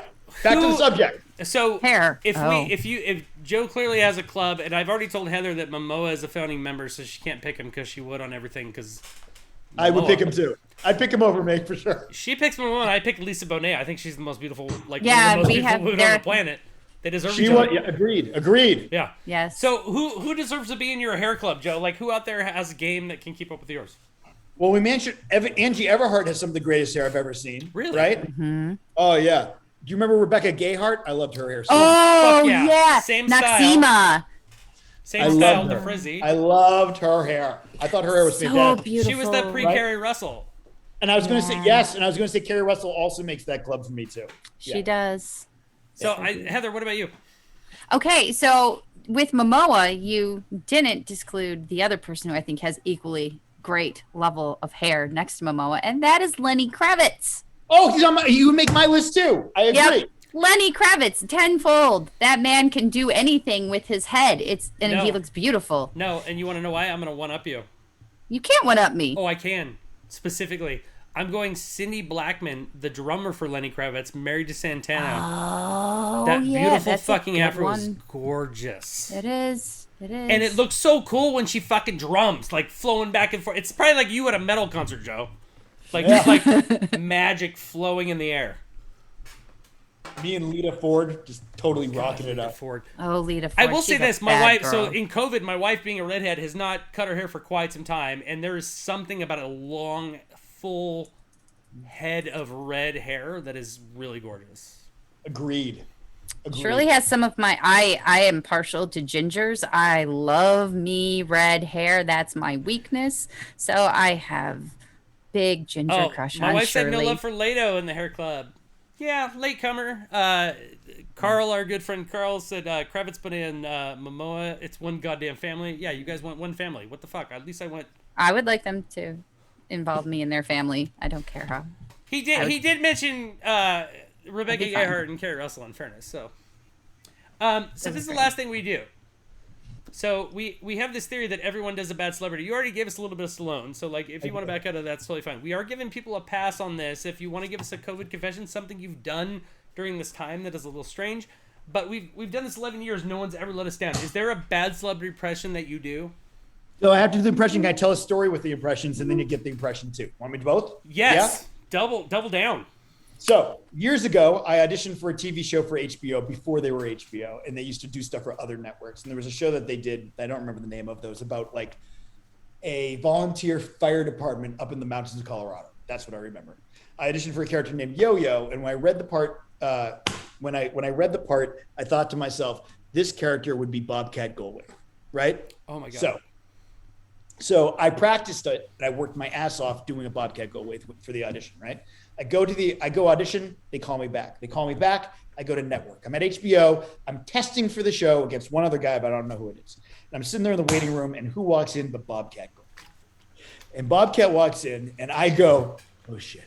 And he sits down across from me, and I go, are you reading for Yo-Yo? Which is the name of the character. He goes, yeah, how do you know about that? And I said, because I'm the other guy reading for Yo. He goes, well, do you want to take it outside? Because there isn't really enough work for me in this town, so maybe, I don't know if it's a good idea that you do me, because I'm not working. And I was like, I don't know what to say. I mean, that's kind of true. He's like, well, I mean, are you? I'll find another guy to kind of imitate. That's what he said. That's so fucking great. That's the first Bobcat we've had. That's the first Bobcat we have. And it was good. Maybe, I don't know. The only one I get from him was Police Guy. He's like, Ha! That was the only thing I ever heard. One word.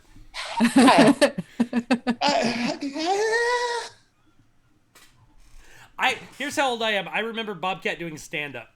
I do too. Yeah.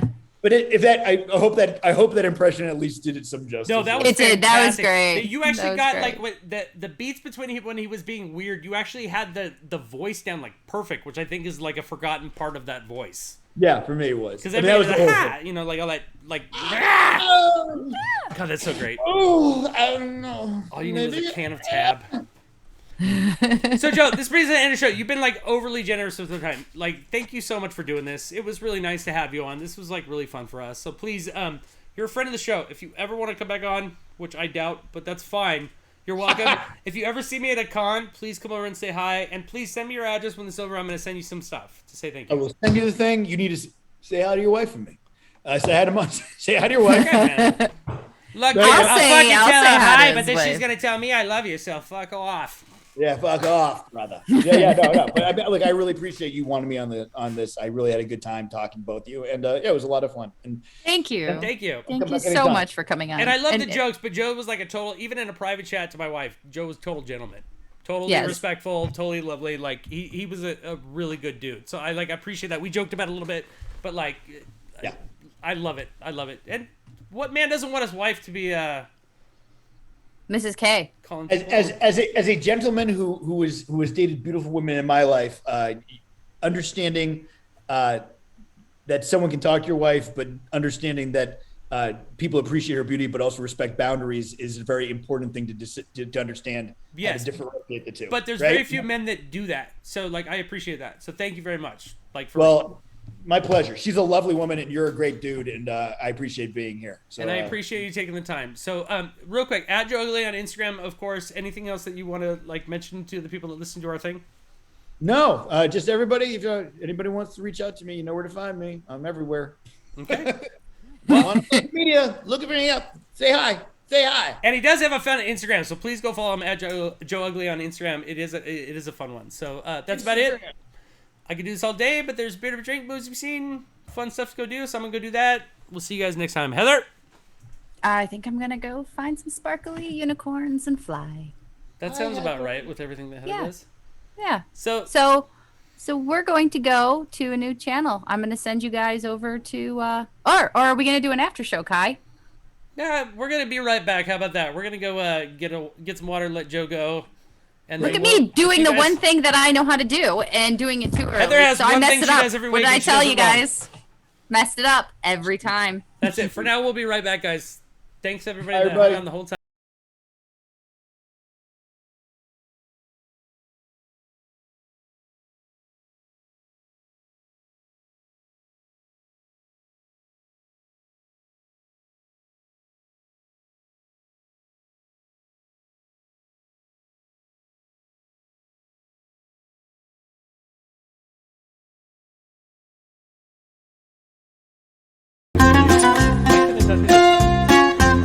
Because everything's actually worked for the most part today. I know this goddamn program is the worst. It's the one everyone uses and it's the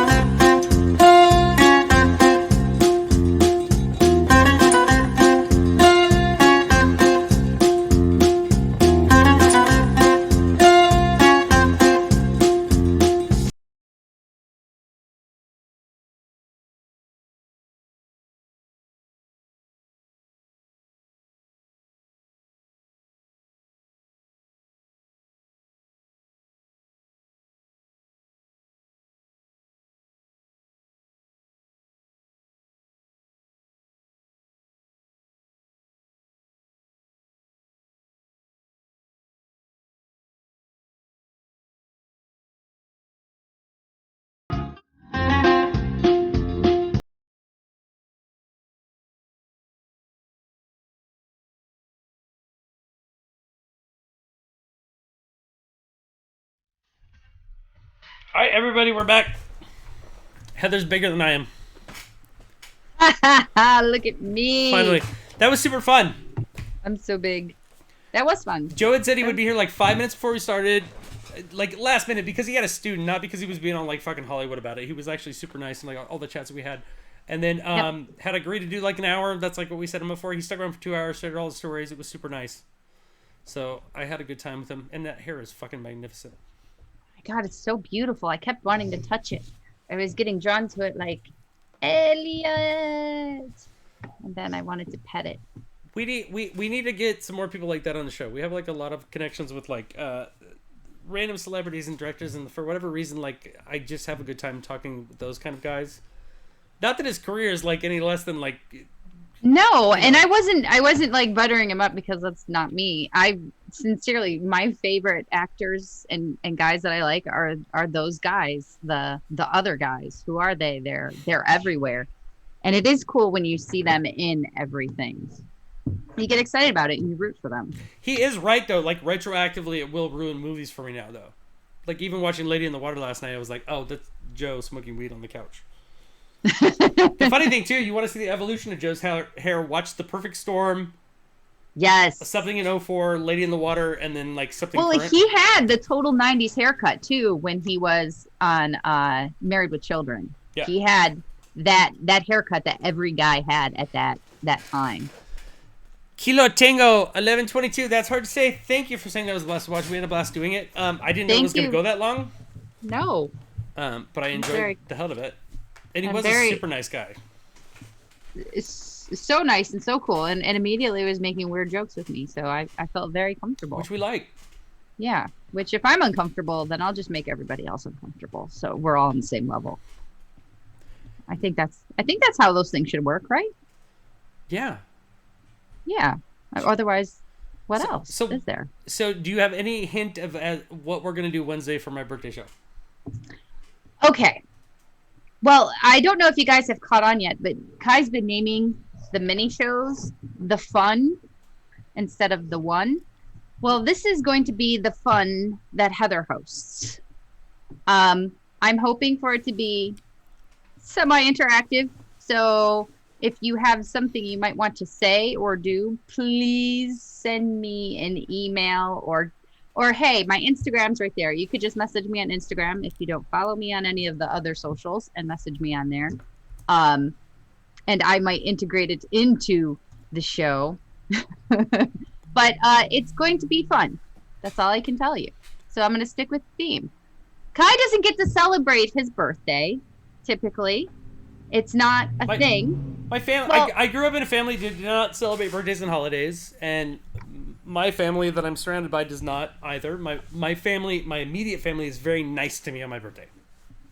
Yes, and even in my family, we didn't make birthdays a big deal at all, which is one of the things Kai and I were talking about before this too. Was I told him, I said, we really didn't do anything when we were kids. We had a nice birthday cake, and that was it. We didn't have any big acknowledgments. We didn't have friends stay the night or any of those things for the most part either. And now birthdays, people have birthday weeks and months, and they celebrate. I did take the week off, so I am hoping to spin it into a birthday week. Yes, but you also did that because you needed a vacation anyway, too. True. And K.O. Cray said birthday plans are secrets, but you don't have a show that you're trying to drag out a few more minutes, K.O. Cray. Fair point.